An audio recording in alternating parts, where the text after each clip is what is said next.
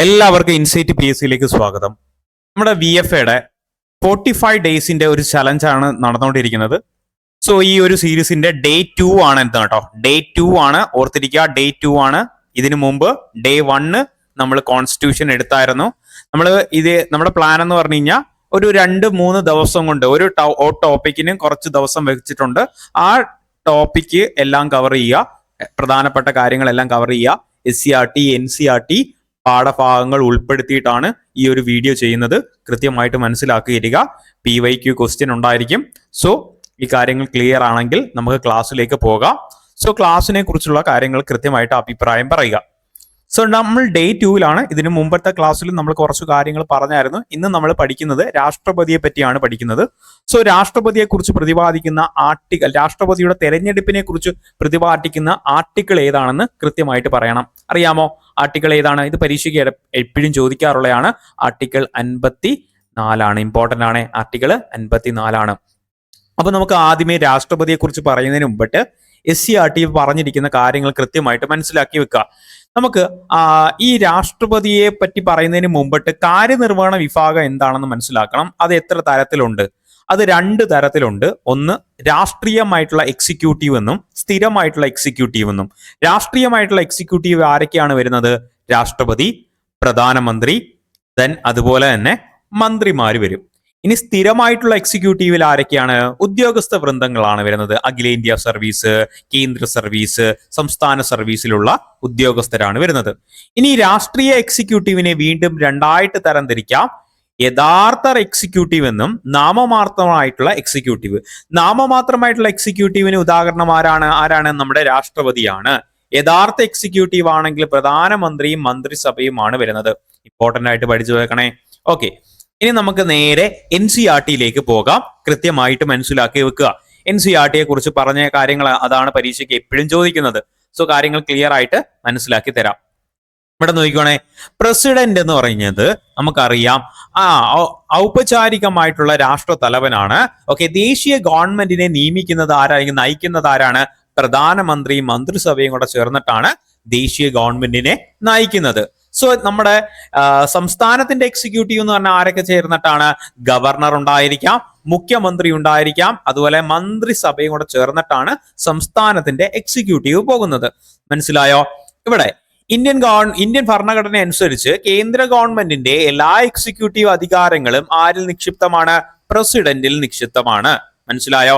യഥാർത്ഥത്തില് പ്രധാനമന്ത്രിയുടെ നേതൃത്വത്തിലുള്ള മന്ത്രിസഭയാണ് ഈ അധികാരങ്ങൾ, മന്ത്രിസഭയിലൂടെയാണ് ഈ അധികാരങ്ങൾ പ്രസിഡന്റ് നിർവഹിക്കുന്നത്.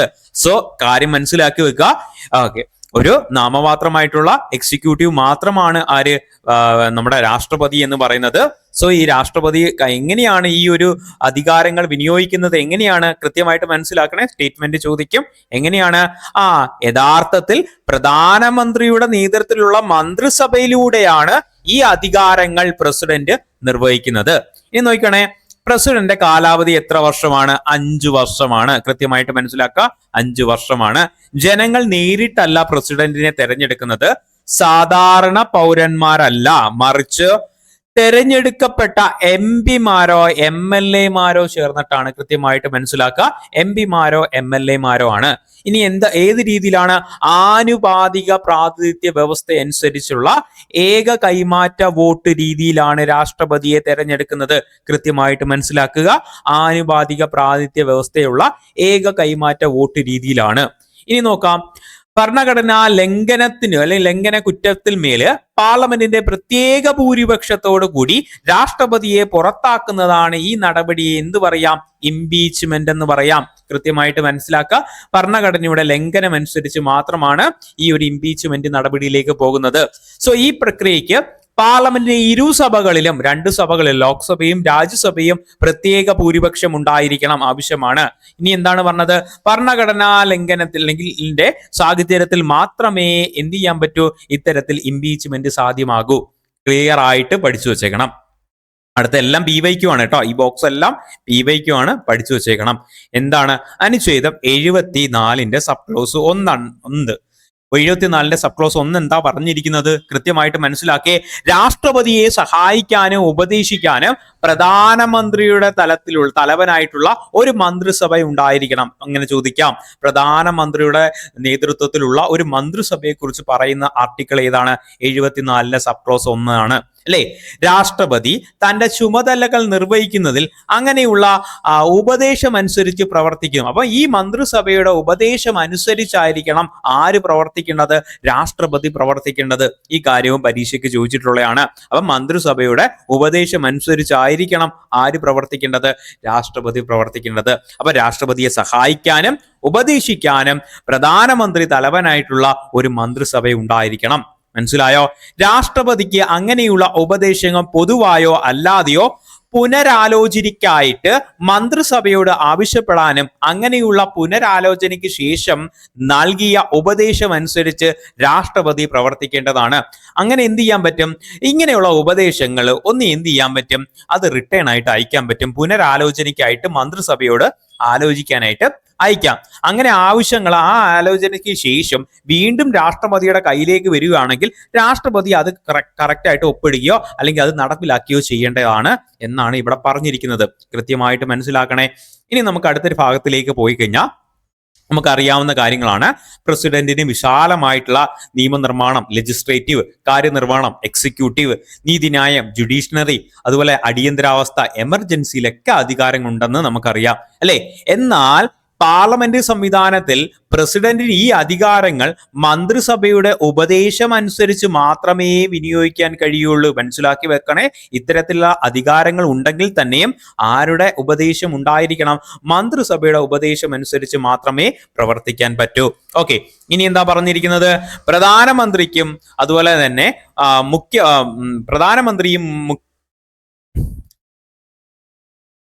പ്രധാനമന്ത്രിക്കും മന്ത്രിസഭയ്ക്കും ലോക്സഭയിൽ ഭൂരിപക്ഷം ഉണ്ടായിരിക്കുന്നതിനാൽ പാർലമെന്റ് സംവിധാനത്തിൽ പ്രധാനമന്ത്രിയുടെ നേതൃത്വത്തിലുള്ള മന്ത്രിസഭയാണ് യഥാർത്ഥ എക്സിക്യൂട്ടീവ് ആയിട്ട് പ്രവർത്തിക്കുന്നത്. സോ ലോക്സഭയിൽ ഭൂരിപക്ഷമുള്ള പ്രധാനമന്ത്രി മന്ത്രിസഭയായിരിക്കും എന്ത് പറയുന്നത്? യഥാർത്ഥ എക്സിക്യൂട്ടീവ് ആയിട്ട് പ്രവർത്തിക്കുന്നത്. അപ്പം ഈ കാര്യങ്ങൾ കൃത്യമായിട്ട് മനസ്സിലാക്കി വെക്കുക.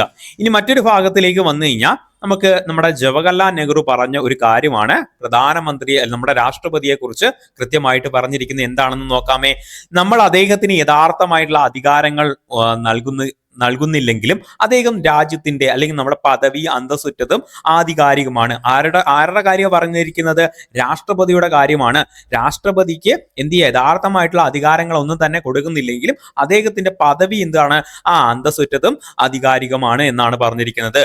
ഓക്കെ, ഭരണഘടന ഒരു യഥാർത്ഥ എക്സിക്യൂട്ടീവിനെയോ ആലങ്കാരിക പദവിയോ വഹിക്കുന്നതിൽ രാഷ്ട്രതലവനെ സൃഷ്ടിക്കാൻ ഉദ്ദേശിക്കുന്നില്ല. നമ്മുടെ ഭരണഘടനയിൽ ഒരു യഥാർത്ഥ എക്സിക്യൂട്ടീവ് ആയിട്ട് ആരെ കൊടുക്കുന്നില്ല? രാഷ്ട്രതലവന് കൊടുക്കുന്നില്ല. നേരെ മറിച്ച് എന്താണ് അവിടെ ചെയ്യുന്നത്?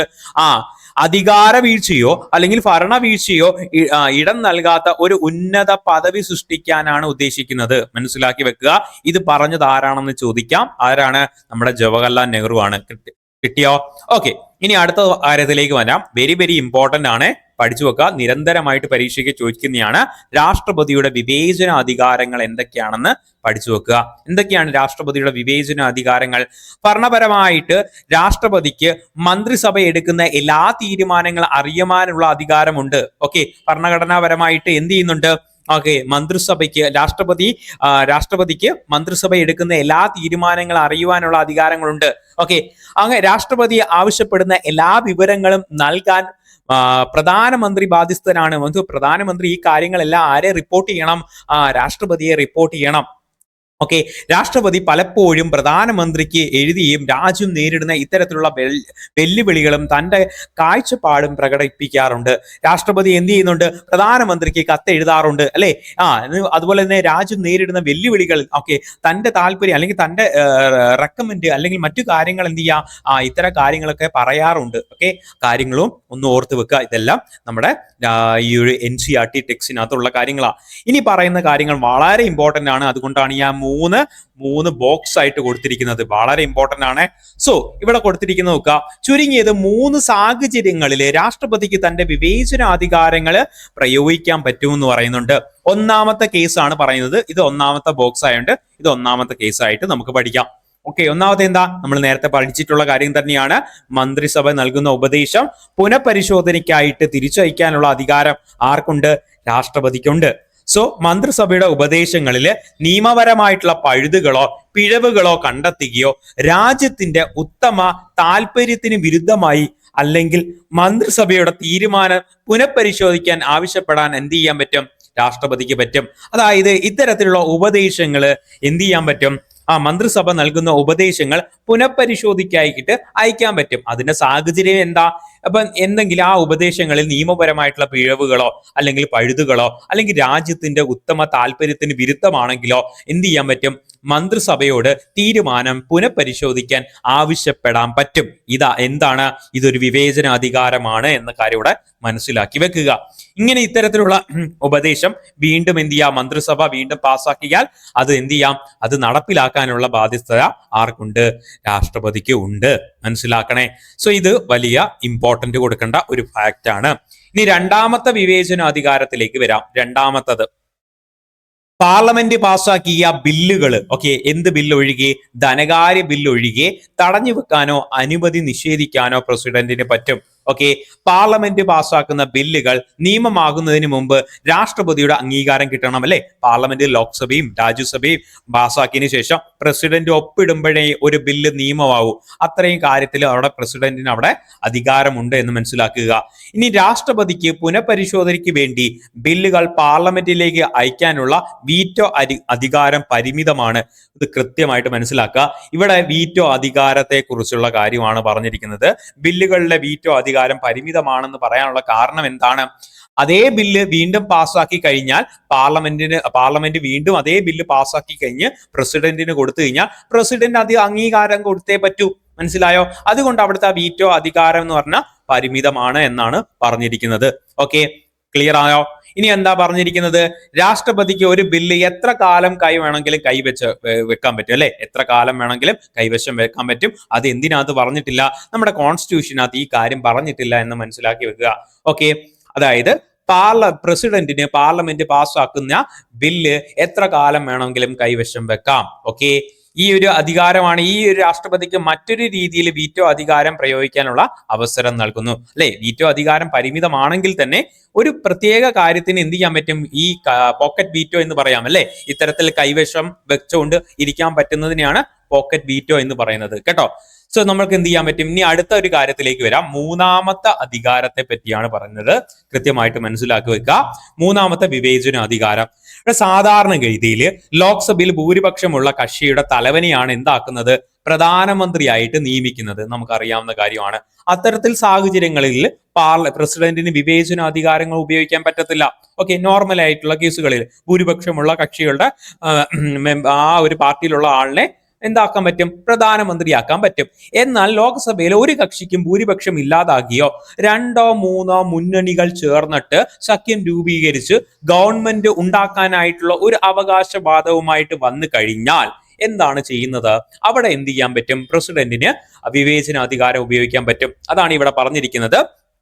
പ്രധാനമന്ത്രിയായി നിയമിക്കണമെന്ന് രാഷ്ട്രപതിക്ക് തീരുമാനിക്കാം. ഈ അവസരത്തിൽ രാഷ്ട്രപതി തന്റെ വിവേചന അധികാരം ഉപയോഗിച്ച് ലോക്സഭയിൽ ഭൂരിപക്ഷം പിന്തുണ ലഭിക്കാൻ സാധ്യതയുള്ള കക്ഷിയെ ഗവൺമെന്റ് ആക്കാനായിട്ട് ക്ഷണിക്കുന്നു. കൃത്യമായിട്ട് മനസ്സിലാക്കുക. ലോക്സഭയിൽ ഭൂരിപക്ഷ പിന്തുണ ലഭിക്കാൻ സാധ്യതയുള്ള കക്ഷിയെ ഗവൺമെന്റ് ഉണ്ടാക്കാനായിട്ട് ക്ഷണിക്കുന്നു എന്ന കാര്യത്തിലേക്ക് വരിക. ഇമ്പോർട്ടന്റ് ആയിട്ട് പഠിക്കുക. 3 വിവേചന അധികാരങ്ങൾ ടെക്സ്റ്റിനകത്ത് പറഞ്ഞു പോയിട്ടുണ്ട്. ഓക്കെ, ഇനി എന്താ അടുത്ത പറഞ്ഞിരിക്കുന്നത്? അടുത്ത എന്താ? പാർലമെന്റ് വ്യവസ്ഥയിൽ മന്ത്രിസഭ നിയമനിർമ്മാണ സഭയിലെ ഭൂരിപക്ഷത്തെ ആശ്രയിച്ചാണ് നിൽക്കുന്നത്, അല്ലെ? പാർലമെന്റിൽ ആരാണ്? മന്ത്രിസഭ. എങ്ങനെ? മന്ത്രിസഭയിൽ അവിടെ ഭൂരിപക്ഷത്തെ ആശ്രയിച്ചാണ് അവിടെ നിലനിൽക്കുന്നത്, അല്ലെ? അപ്പൊ ഏത് സമയത്ത് വേണമെങ്കിലും പുറത്തു പോകാം, അല്ലെങ്കിൽ പുതിയ മന്ത്രിസഭ അധികാരത്തിൽ വരാം. ഇത്തരത്തിലുള്ള സാഹചര്യത്തിൽ രാജ്യത്തെ റെപ്രസെന്റ് ചെയ്യുക, അതുപോലെ തന്നെ പ്രധാനമന്ത്രിയെ നിയമിക്കുന്നതും ഒക്കെ ആരാണ്? രാഷ്ട്രപതിയാണ് എന്ന കാര്യത്തിലേക്ക് വരിക. മനസ്സിലായോ? ഓക്കെ, അപ്പൊ ഇത്രയും കാര്യങ്ങൾ അവിടെ നമ്മൾ അറിഞ്ഞു വെക്കേണ്ട പ്രധാനപ്പെട്ട കാര്യങ്ങളാണ് എന്ന കാര്യം ഇവിടെ ഓർത്തിരിക്കുക. ഇനി നമുക്ക് SCRTയിലെ എന്തൊക്കെ കാര്യങ്ങളാണ് പറഞ്ഞേക്കുന്നത് നോക്കാം. രാഷ്ട്രപതിയുമായിട്ട് ബന്ധപ്പെട്ട കാര്യങ്ങളാണ്. ഇന്ത്യയിലെ കാര്യനിർവഹണ വിഭാഗത്തിന്റെ തലവനാണ് രാഷ്ട്രപതി. 35 വയസ്സ് പൂർത്തിയായ ഇന്ത്യൻ പൗരന് രാഷ്ട്രപതി സ്ഥാനം മത്സരിക്കാൻ യോഗ്യതയുണ്ട്. മനസ്സിലാക്കുക. പാർലമെന്റിന്റെ ഇരുസഭകളിലും സംസ്ഥാന നിയമനിർമ്മാണ സഭയിലെയും ഇമ്പോർട്ടന്റ് ആണ്, തിരഞ്ഞെടുക്കപ്പെട്ട അംഗങ്ങൾ ഉൾക്കൊള്ളുന്ന ഒരു ഇലക്ടറൽ കോളേജ് ആണ് ആരെ നിയമിക്കുന്നത്? രാഷ്ട്രപതിയെ നിയമിക്കുന്നത്. 5 വർഷമാണ് രാഷ്ട്രപതിയുടെ ഔദ്യോഗിക കാലാവധി. എത്ര വർഷമാണ്? 5 വർഷമാണ്. പാർലമെന്റ് വിളിച്ചു ചേർക്കാനും ലോക്സഭ പിരിച്ചുവിടാനും അതുപോലെ എന്താ, പ്രധാനമന്ത്രിയെയും മന്ത്രിസഭയെയും നിയമിക്കാനും സുപ്രീം കോടതിയിലെയും ഹൈക്കോടതിയിലെയും ജഡ്ജിമാരെ നിയമിക്കാനും സംസ്ഥാന ഗവർണറിനെ നിയമിക്കാനും അടിയന്തരാവസ്ഥ പ്രഖ്യാപിക്കാനും പ്രതിരോധ സേനയുടെയും സർവ്വസൈന്യാധിപനായിട്ട് പ്രവർത്തിക്കുകയും തുടങ്ങിയ കാര്യങ്ങൾ ആരുടെ ചുമതലയാണ്? നമ്മുടെ രാഷ്ട്രപതിയുടെ ചുമതലയാണ് എന്ന കാര്യം ഇവിടെ വരിക. മനസ്സിലായോ? രാഷ്ട്രപതി രാജി സമർപ്പിക്കുന്നത് ഉപരാഷ്ട്രപതിക്കാണ്. രാഷ്ട്രപതിയുടെ അഭാവത്തിൽ ഉപരാഷ്ട്രപതിയാണ് ഈ ചുമതല വഹിക്കുന്നത് എന്ന കാര്യം ഇവിടെ അറിഞ്ഞു വെക്കുക. ഇത്തരം കാര്യങ്ങൾ വളരെ ഇമ്പോർട്ടന്റ് ആയിട്ട് അറിഞ്ഞു വെക്കേണ്ടതാണ്. ഇനി നമുക്ക് കുറച്ച് ബേസിക് ആയിട്ടുള്ള കാര്യങ്ങളാണ് പറഞ്ഞിരിക്കുന്നത്. എന്തൊക്കെയാണെന്ന് നോക്കാം. ഒന്നാമത്തെ കാര്യത്തിലേക്ക് വന്നു കഴിഞ്ഞാൽ രാഷ്ട്രപതിയുമായി ബന്ധപ്പെട്ട ഭാഗം ഏതാണ്? അത് ഭാഗം 5 പറഞ്ഞിരിക്കുന്നത്. യൂണിയന്റെ കാര്യത്തിനകത്താണ് പറഞ്ഞിരിക്കുന്നത്. എത്ര മുതൽ എത്ര വരെയുള്ള ആർട്ടിക്കിൾ പറഞ്ഞിട്ടുണ്ട്?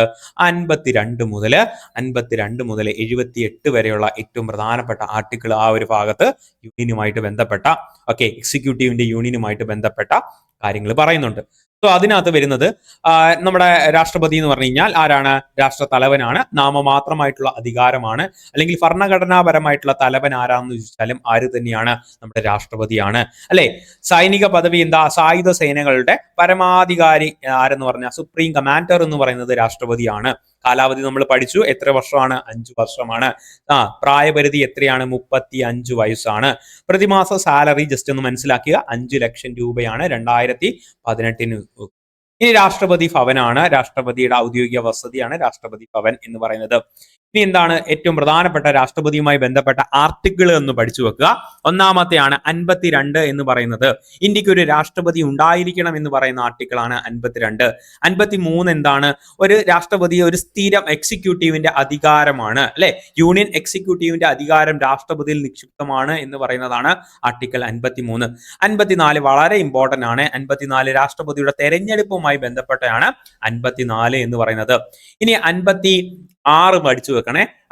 ടെന്യൂർ ആണ്, ടൈം ആണ്. എത്രയാണ്? 5 വർഷമാണ്. ഇമ്പോർട്ടന്റ് ആയിട്ട് പഠിച്ചു വെക്കണം. അപ്പൊ നമ്മൾ പഠിക്കണം. 52 ഇമ്പോർട്ടന്റ് ആണ്. 52 ദെൻ അതുപോലെ 54 56 എപ്പോഴും ചോദിക്കുന്നതാണ്. 52 എന്താ? ഒരു പ്രസിഡന്റ് ഉണ്ടായിരിക്കണം എന്ന് പറയുന്നത് 52. സോ അതുപോലെ 54 എന്താ? ഇലക്ഷനുമായിട്ട് ബന്ധപ്പെട്ടതാണ്. 56 എന്ന് പറയുന്നത് കാലാവധിയാണ് എന്ന കാര്യം ഇവിടെ ഓർത്തിരിക്കുക. ദെൻ അതുപോലെ 57 എന്താ? പുനർതെരഞ്ഞെടുക്കാൻ യോഗ്യതയാണ്. എത്ര പ്രാവശ്യം വേണമെങ്കിൽ എന്ത് ചെയ്യാൻ പറ്റും? രാഷ്ട്രപതിയായിട്ട് തെരഞ്ഞെടുക്കാൻ പറ്റും, അല്ലെ? സോ 58 എന്താണ്? യോഗ്യതയെ പറ്റിയാണ്. ഇമ്പോർട്ടന്റ് ആണ്. യോഗ്യതയെ പറ്റി പറയുന്നത് ഏതാണ്? 58 ആണ്. സോ 59 പദവികളുടെ വ്യവസ്ഥകളെ പറ്റി. 60 ഇമ്പോർട്ടന്റ് ആണ്. 60 ചോദിച്ചിട്ടുണ്ട്. സത്യപ്രതിജ്ഞയെ പറ്റിയാണ് 60 പറഞ്ഞിരിക്കുന്നത്. അതിനകത്തൊരു ഉണ്ടല്ലോ, 0 ഉണ്ടല്ലോ. ആ 0 ഓർത്താൽ മതി കേട്ടോ. 0 ഓർത്താൽ മതി. സത്യപ്രതിജ്ഞയായിട്ട് ബന്ധപ്പെട്ട കാര്യമാണ് എന്ന കാര്യം ഓർക്കുക. ഇനി അടുത്തത് ഇംപീച്ച്മെന്റ് ആണ്. ഇംപീച്ച്മെന്റ് എന്താണ്? ഇംപീച്ച്മെന്റ് 61. അതിനകത്ത് ഐ പോലെ അല്ലേ നമ്മൾ 1 എഴുതുന്നത്? വിചാരിക്കുക 61. അപ്പം ഇംപീച്ച്മെന്റ്. ഇംപീച്ച്മെന്റ് ഓർക്കുക 61. കാര്യം മനസ്സിലായോ? ഇനി നമുക്ക് അടുത്ത് പഠിക്കേണ്ടത് ഏറ്റവും പ്രധാനപ്പെട്ട പൊതുമാപ്പുമായിട്ട് ബന്ധപ്പെട്ടതാണ്. സോ അത് 72 72 നമ്മൾ ഓൾറെഡി പറഞ്ഞു. മന്ത്രിസഭയുടെ ഉപദേശം അനുസരിക്കണം എന്ന് പറഞ്ഞത് 74. ഇനി ഇത് നിയമനമായിട്ട് ബന്ധപ്പെട്ടാണ്. പ്രധാനമന്ത്രിയെയും മന്ത്രിമാരെയും മറ്റു മന്ത്രിമാരെയും ഒക്കെ നിയമിക്കുന്നത്, ക്യാബിനറ്റ് മിനിസ്റ്റർമാരെ നിയമിക്കുന്നതൊക്കെ 75. അറ്റോർണി ജനറലുമായിട്ട് ബന്ധപ്പെട്ട അല്ലെങ്കിൽ അറ്റോർണി ജനറലിനെ നിയമിക്കുന്നതാണ് 76 എന്ന് പറയുന്നത്. സോ ഇനി പ്രധാനമന്ത്രിയുടെ വിവരങ്ങൾ നൽകാനുള്ള കടമകളാണ്. പ്രധാനമന്ത്രിയുടെ വിവരങ്ങൾ നൽകാനുള്ള കടമ 78. പോക്കറ്റ് വീറ്റോ അല്ലെ വീറ്റോ അധികാരം, ബില്ലുകൾക്ക് അധികാരമാണ് 111 എന്ന് പറയുന്നത്, അല്ലെ? വീറ്റോ അധികാരത്തെ പറ്റിയാണ് 111 പറയുന്നത്. ഓർഡിനൻസ് ഇമ്പോർട്ടന്റ് ആണ്. 123 ഓർഡിനൻസുമായിട്ട് ബന്ധപ്പെട്ടത്. സോ ഇനി നോക്കാം. യോഗ്യതയെ പറ്റി ഇമ്പോർട്ടന്റ് ആണ്. യോഗ്യത എന്ന് പറയുന്നത് ഇന്ത്യൻ പൗരനായിരിക്കണം. എത്ര വയസ്സ്? 35 വയസ്സായിരിക്കണം. ലോക്സഭയിൽ അംഗമാകാനുള്ള യോഗ്യത ഉണ്ടായിരിക്കണം. ഇമ്പോർട്ടന്റ് ആയിട്ട് പഠിച്ചു നോക്കുക. ലോക്സഭയിൽ അംഗമാകാനുള്ള യോഗ്യത ഉണ്ടായിരിക്കണം. ഇനി എന്താ പറഞ്ഞിരിക്കുന്നത്? ഇനി കേന്ദ്ര സംസ്ഥാന ഗവൺമെന്റിന് കീഴിൽ ലാഭകരമായിട്ടുള്ള പദവി വഹിക്കരുത്. കേന്ദ്രത്തിന്റെയോ സംസ്ഥാനത്തിന്റെയോ സർക്കാരിന്റെ കീഴിലുള്ള ലാഭകരമായിട്ടുള്ള പദവി വഹിക്കരുത്. സോ ഇനി എന്ത് ചെയ്യാം? രാഷ്ട്രപതി, ഉപരാഷ്ട്രപതി, ഗവർണർ, മന്ത്രി അല്ലെങ്കിൽ കേന്ദ്രമന്ത്രി, സംസ്ഥാന മന്ത്രിമാർക്ക് ഇവർക്കൊക്കെ എന്ത് ചെയ്യാൻ പറ്റും? മത്സരിക്കാൻ പറ്റും. ഒരു രാഷ്ട്രപതിക്ക് വീണ്ടും രാഷ്ട്രപതിയായിട്ട് മത്സരിക്കാം. ഒരു ഉപരാഷ്ട്രപതിക്ക് എന്ത് ചെയ്യാം? രാഷ്ട്രപതിയായിട്ട് മത്സരിക്കാം. ഗവർണർക്ക് പറ്റും. അതുപോലെ കേന്ദ്രത്തിലെയോ സംസ്ഥാനത്തിലെയോ മന്ത്രിമാർക്ക് എന്ത് ചെയ്യാൻ പറ്റും? രാഷ്ട്രപതിയായിട്ട് മത്സരിക്കാൻ പറ്റും. അങ്ങനെ രാഷ്ട്രപതിയായിട്ട് മത്സരിക്കണമെങ്കിൽ 50 പേരുടെ ഒരു നിർദ്ദേശം വേണമായിരിക്കും, അല്ലെങ്കിൽ പ്രപ്പോസൽ വേണം. എത്ര പേര്? 50 പേര് പ്രപ്പോസൽ ചെയ്യാം, 50 പേര് എന്ത് ചെയ്യാം? പിന്താങ്ങിയും വേണം എന്ന കാര്യം ഇവിടെ ഓർത്തിരിക്കുക. ഇനി ഇവിടെ കെട്ടിവെക്കേണ്ട തുക എത്രയാണ്? കെട്ടിവെക്കേണ്ട തുക 15,000 രൂപയാണ് കെട്ടിവെക്കേണ്ടത് കേട്ടോ. 15,000 രൂപയാണ് കെട്ടിവെക്കേണ്ടത്. സോ ഇനി ആർട്ടിക്കിൾ തെരഞ്ഞെടുപ്പുമായിട്ട് ബന്ധപ്പെട്ട ഏതാണ്? 54 തെരഞ്ഞെടുപ്പിന്റെ പ്രോസസ്സുമായിട്ട് ബന്ധപ്പെട്ടത് 55 ആണ്. എന്തൊക്കെ കാര്യങ്ങളാന്ന് നോക്കാം. അപ്പൊ ഒരു ഇലക്ട്രൽ കോളേജ് വേണം, അത് പറഞ്ഞായിരുന്നല്ലോ. ലോക്സഭയിലും രാജ്യസഭയിലും തെരഞ്ഞെടുക്കപ്പെട്ട അംഗങ്ങൾ ഉണ്ടായിരിക്കണം. അതുപോലെ സംസ്ഥാന നിയമസഭയിൽ തെരഞ്ഞെടുക്കപ്പെട്ട MLA-മാരുണ്ടായിരിക്കണം. ഇനി ഡൽഹിയിലും പുതുച്ചേരിയിലുമുള്ള നിയമനിർമ്മാണ സഭയിലെ തെരഞ്ഞെടുക്കപ്പെട്ട അംഗങ്ങൾ ഉണ്ടായിരിക്കണം. അല്ലെ? ഇത് ഉൾപ്പെടാത്തവരാരൊക്കെയാ? നാമനിർദ്ദേശം നൽകുന്നവരെ ഉൾപ്പെടത്തില്ല. ഓക്കെ. നിയമനിർമ്മാണ കൗൺസിലിലെ അല്ലെ ലെജിസ്ലേറ്റീവ് കൗൺസിലുകൾ ഉണ്ടല്ലോ. സോ 6 സംസ്ഥാനങ്ങളിൽ ലെജിസ്ലേറ്റീവ് കൗൺസിൽ ഉണ്ട്. ആ സംസ്ഥാനങ്ങളിലുള്ള അംഗങ്ങൾ വരത്തില്ല അല്ലെ. സോ ആ കാര്യം മനസ്സിലാക്കി വെക്കണേ. ഓക്കെ. ഇനി എന്താ പറഞ്ഞേക്കുന്നത്? ഓക്കെ, നാമനിർദ്ദേശം ചെയ്യുന്നവര് വരത്തില്ല എന്ന കാര്യം ഇവിടെ ഓർത്തിരിക്കുക. ഇനി തെരഞ്ഞെടുപ്പ് രീതി എങ്ങനെയാണ് നമ്മൾ പഠിച്ചാണ്? ആനുപാതിക പ്രാതിനിധ്യമാണ് അല്ലെ. പ്രപ്പോസൽ റെപ്രസെന്റേഷൻ ആണ് വരുന്നത്. ഏക കൈമാറ്റ രീതിയാണ്. സിംഗിൾ ട്രാൻസ്ഫോമർ വോട്ട് സിസ്റ്റം വഴിയാണ് അല്ലെ. രഹസ്യ ബാലറ്റ് ആണ്, ഓപ്പൺ ബാലറ്റ് ഇവിടെ ഇല്ല എന്ന കാര്യത്തെ ഓർത്തിരിക്കുക. ഒരു MLA-യുടെ വാല്യൂ എങ്ങനെയാണ് നമ്മൾ കണക്കാക്കുന്നത്? സോ നമ്മൾ 1971 സെൻസസ് പ്രകാരം സംസ്ഥാന ജനസംഖ്യ ഡിവൈഡ് ബൈ തെരഞ്ഞെടുക്കപ്പെട്ട MLA-മാരുടെ എണ്ണം. ഓക്കെ, ഡിവൈഡ് ബൈ 100 ആണ് വരുന്നത്. മനസ്സിലാക്കി വെക്കണേ. ഓക്കെ, ഇതാണ് നമ്മുടെ ഒരു MLA-യുടെ വാല്യൂ എന്ന് പറയുന്നത്. ജസ്റ്റ് മനസ്സിലാക്കി വെച്ചാൽ മതി, പരീക്ഷയ്ക്ക് അങ്ങനെയൊന്നും ചോദിക്കാറില്ല. സോ ഒരു MP-യുടെ വാല്യൂ പറയുവാണെങ്കിൽ എല്ലാ MLA-മാരുടെ ആകെ വോട്ട് മൂല്യം, ഓക്കെ, ഡിവൈഡ് ബൈ തെരഞ്ഞെടുക്കപ്പെട്ട MLA-മാരുടെ MP-മാരുടെ എണ്ണം കൊണ്ട് ഡിവൈഡ് ചെയ്യുക. മനസ്സിലാക്കുക. എല്ലാ MLA-മാരുടെയും വോട്ട് മൂല്യം ഡിവൈഡ് ബൈ തിരഞ്ഞെടുക്കപ്പെട്ട MP-മാരുടെ എണ്ണം കൂടെ ഡിവൈഡ് ചെയ്യുക. സോ അത് പഠിക്കേണ്ട ആവശ്യമില്ല, വിട്ടേക്ക്. ഇനി അടുത്തതിലേക്ക് വരാം. ഏറ്റവും ഉയർന്ന വോട്ട് മൂല്യം MLA വോട്ട് മൂല്യം ഉള്ളത് ഉത്തർപ്രദേശ് ആണ് കേട്ടോ. സോ ഏറ്റവും കുറഞ്ഞുള്ളത് സിക്കിം ആണെന്ന് മനസ്സിലാക്കുക. കേരളത്തിലെ 152 ആണ്. MLA-യുടെ വോട്ട് മൂല്യം എത്രയാണ്? 150 ആണ്. സോ കാര്യം മനസ്സിലാക്കി വെക്കണേ. ഓക്കെ, സോ ആ കാര്യങ്ങൾ ക്ലിയർ ആണെങ്കിൽ നമുക്ക് അടുത്ത ഭാഗത്തിലേക്ക് വരാം. സത്യപ്രതിജ്ഞയായിട്ട് ബന്ധപ്പെട്ട കാര്യങ്ങളാണ്. നമ്മൾ ഓൾറെഡി പറഞ്ഞാണ് 60 ആണ്. സോ ആരാണ് സത്യപ്രതിജ്ഞ ചൊല്ലിക്കൊടുക്കുന്നത്? സുപ്രീം കോടതി ചീഫ് ജസ്റ്റിസ് ആണ്. അല്ലെങ്കിൽ അദ്ദേഹത്തിന്റെ അഭാവത്തില് ഏതെങ്കിലും ഒരു മുതിർന്ന സുപ്രീം കോടതിയിലെ ജഡ്ജി ആവാം. ഇനി കാലാവധി എത്ര വർഷമാണ്? 5 വർഷമാണ് അല്ലെ. സ്ഥാനമേറ്റ ദിവസം മുതൽ 5 വർഷമാണ്. എത്ര വേണമെങ്കിലും മത്സരിക്കാൻ പറ്റും. അമേരിക്കയിലാണെങ്കിൽ 2 തവണയെ മത്സരിക്കാൻ പറ്റൂ. ഇവിടെ എത്ര വേണമെങ്കിലും മത്സരിക്കാൻ പറ്റും. സോ ആ കാര്യം മനസ്സിലാക്കി വെക്കുക. രാജി സമർപ്പിക്കേണ്ടത് ആർക്കാണ്? ഉപരാഷ്ട്രപതിക്കാണ് രാജി സമർപ്പിക്കേണ്ടത്. സോ അതുപോലെ തന്നെ ഒഴിവ് വന്നാൽ 6 മാസത്തിനുള്ളിൽ തെരഞ്ഞെടുപ്പ് നടത്തണം കേട്ടോ. അതിനെക്കുറിച്ച് പറയുന്ന ആർട്ടിക്കിളാണ് 62 എന്ന് പറയുന്നത്. ഓക്കെ, ഇനി ഇംപീച്ച്മെന്റിലേക്ക് വരാം. ആർട്ടിക്കിൾ 61 ഇംപീച്ച്മെന്റ് പറയുന്നത്. കാരണം എന്താണ്? ഭരണഘടനാ ലംഘനമാണ് പ്രധാനമായിട്ട് വരുന്നത്. ഭരണഘടനാ ലംഘനമാണ്. ഇനി അങ്ങനെ ഒരു ഇംപീച്ച്മെന്റിന്റെ പ്രോസസ്സ് ഏത് സഭയിൽ വേണമെങ്കിലും ആരംഭിക്കാം. എവിടെ വേണമെങ്കിലും ഈ ഇംപീച്ച്മെന്റിന്റെ നടപടി ആരംഭിക്കാം. അങ്ങനെ അതിനു മുമ്പ് നോട്ടീസ് കൊടുത്തിരിക്കണം. 14 ദിവസം മുമ്പ് നോട്ടീസ് കൊടുക്കണം. ഏത് സഭയിലാണോ അവതരിപ്പിക്കുന്നത് ആ സഭയിലെ 1/3 പേര് ഈ ഒരു നോട്ടീസിന് എന്ത് ചെയ്യാം?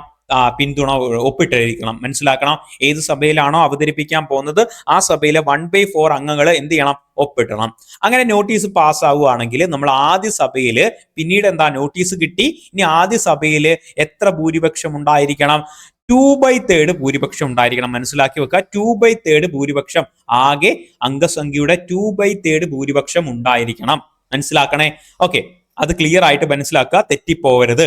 ഓക്കെ, നോട്ടീസ് കൊടുക്കാൻ 14 ദിവസം, അതിന് പിന്താങ്ങണം 1/4. സോ അതിനകത്ത് അത്രയും പേര് ഒപ്പിട്ട് വിരിക്കണം. ഇനി സഭയിൽ നടപടി തുടങ്ങുവാണെങ്കിൽ അവിടെ ഭൂരിപക്ഷം 2/3 ഭൂരിപക്ഷം ഉണ്ടായിരിക്കണം. മനസ്സിലാക്കി വെക്കുക. ഇനി ആ ഒരു സഭ കഴിഞ്ഞിട്ട് അടുത്ത സഭയിലേക്ക് പോവുകയാണ്. അവിടെ എന്താണ്, ഒരു അന്വേഷണം നടത്തിയതിനു ശേഷം അവിടെയും 2/3 ഭൂരിപക്ഷത്തോടെ പാസ്സാക്കണം. അങ്ങനെ 2 സഭകളും പാസ്സാക്കിയതിനു ശേഷമാണ് പുറത്താക്കുന്നത്. ഇതിലൂടെ എന്താണ്, പാർലമെന്റിന്റെ ഒരു സ്വഭാവം കൂടിയാണ് ഇവിടെ പറയുന്നത്. ഒരു അർദ്ധ ജുഡീഷ്യൽ നടപടിയാണ്, ഒരു ക്വാസി ജുഡീഷ്യൽ നടപടിയാണ് നമ്മുടെ പാർലമെന്റ് ചെയ്യുന്നത് എന്ന കാര്യം ഇവിടെ മനസ്സിലാക്കി വെക്കുക. ഇനി പങ്കെടുക്കുന്നവർ, ഇങ്ങനെ പുറത്താക്കുന്നതിൽ പങ്കെടുക്കുന്നവർ എന്താണ്, നാമനിർദ്ദേശം നൽകിയ മാരും പങ്കെടും. അതായത് എല്ലാ പിമാരും വരും. അങ്ങനെ അങ്ങ് പഠിച്ചാൽ മതി. എല്ലാ പിമാരും വരും. പക്ഷേ ആര് വരത്തില്ല, എം എൽ എമാര് പങ്കെടുക്കുന്നില്ല. അപ്പം പുറത്താക്കുന്നതിൽ മാര് ഇല്ല എന്ന കാര്യം ഇവിടെ മനസ്സിലാക്കുക. പങ്കെടുക്കുന്നതിൽ നാമനിർദ്ദേശം ചെയ്ത പിമാർക്കും പങ്കെടുക്കാം. നേരത്തെ ഉള്ള പിമാരും ഉണ്ട്, നോമിനേറ്റ് ചെയ്ത പിമാർക്കും പങ്കെടുക്കാം എന്ന കാര്യം ഇവിടെ ഓർത്തിരിക്കുക. ഓക്കെ, ക്ലിയർ ആണോ? ഓക്കെ, അപ്പൊ ഇന്ത്യയിൽ ഇതുവരെയായിട്ട് ഒരു രാഷ്ട്രപതിയെ ഇംപീച്ച്മെന്റ് ചെയ്തിട്ടില്ല എന്ന കാര്യം ഇവിടെ മനസ്സിലാക്കി വെക്കുക. ഇനി അതുപോലെ തന്നെ എക്സിക്യൂട്ടീവിന്റെ അധികാരങ്ങളെ പറ്റിയാണ്. രാഷ്ട്രപതിയുടെ എക്സിക്യൂട്ടീവ് അധികാരങ്ങൾ നമുക്കറിയാവുന്നതാണ്. പ്രധാനമന്ത്രി, മന്ത്രിമാര്, ഗവർണർ, അറ്റോർണി ജനറൽ, CAG, മുഖ്യ തെരഞ്ഞെടുപ്പ് കമ്മീഷണർ, UPSC ചെയർമാന്, ധനകാര്യ കമ്മീഷൻ ചെയർമാന് എന്നിവയെല്ലാം നിയമിക്കുന്നത് ആർക്കാണ്? നമ്മുടെ രാഷ്ട്രപതിയാണ്. അതുപോലെ സുപ്രീം കോടതി, ഹൈക്കോടതി ജഡ്ജിമാരെ നിയമിക്കുന്നത് രാഷ്ട്രപതിയാണ്, അല്ലെ? സോ അതുപോലെ തന്നെ ഇത് ഇമ്പോർട്ടന്റ് ആയിട്ട് പഠിച്ചു വെച്ചേക്കണേ. എന്താണ്, പാർലമെന്റ് വിളിച്ചു ചേർക്കുക, പിരിച്ചുവിടുക തുടങ്ങിയ കാര്യങ്ങളൊക്കെ ചെയ്യുന്നത് ആരാ? നമ്മുടെ രാഷ്ട്രപതിയാണ്. സംയുക്ത സമ്മേളനങ്ങൾ വിളിക്കുന്നത് ആരാണ്? രാഷ്ട്രപതിയാണ്. അതിന് ആർട്ടിക്കിൾ ഏതാ? 108 ആർട്ടിക്കിൾ ഏതാ? 108 അതിന്റെ ആർട്ടിക്കിൾ എന്ന് പറയുന്നത്.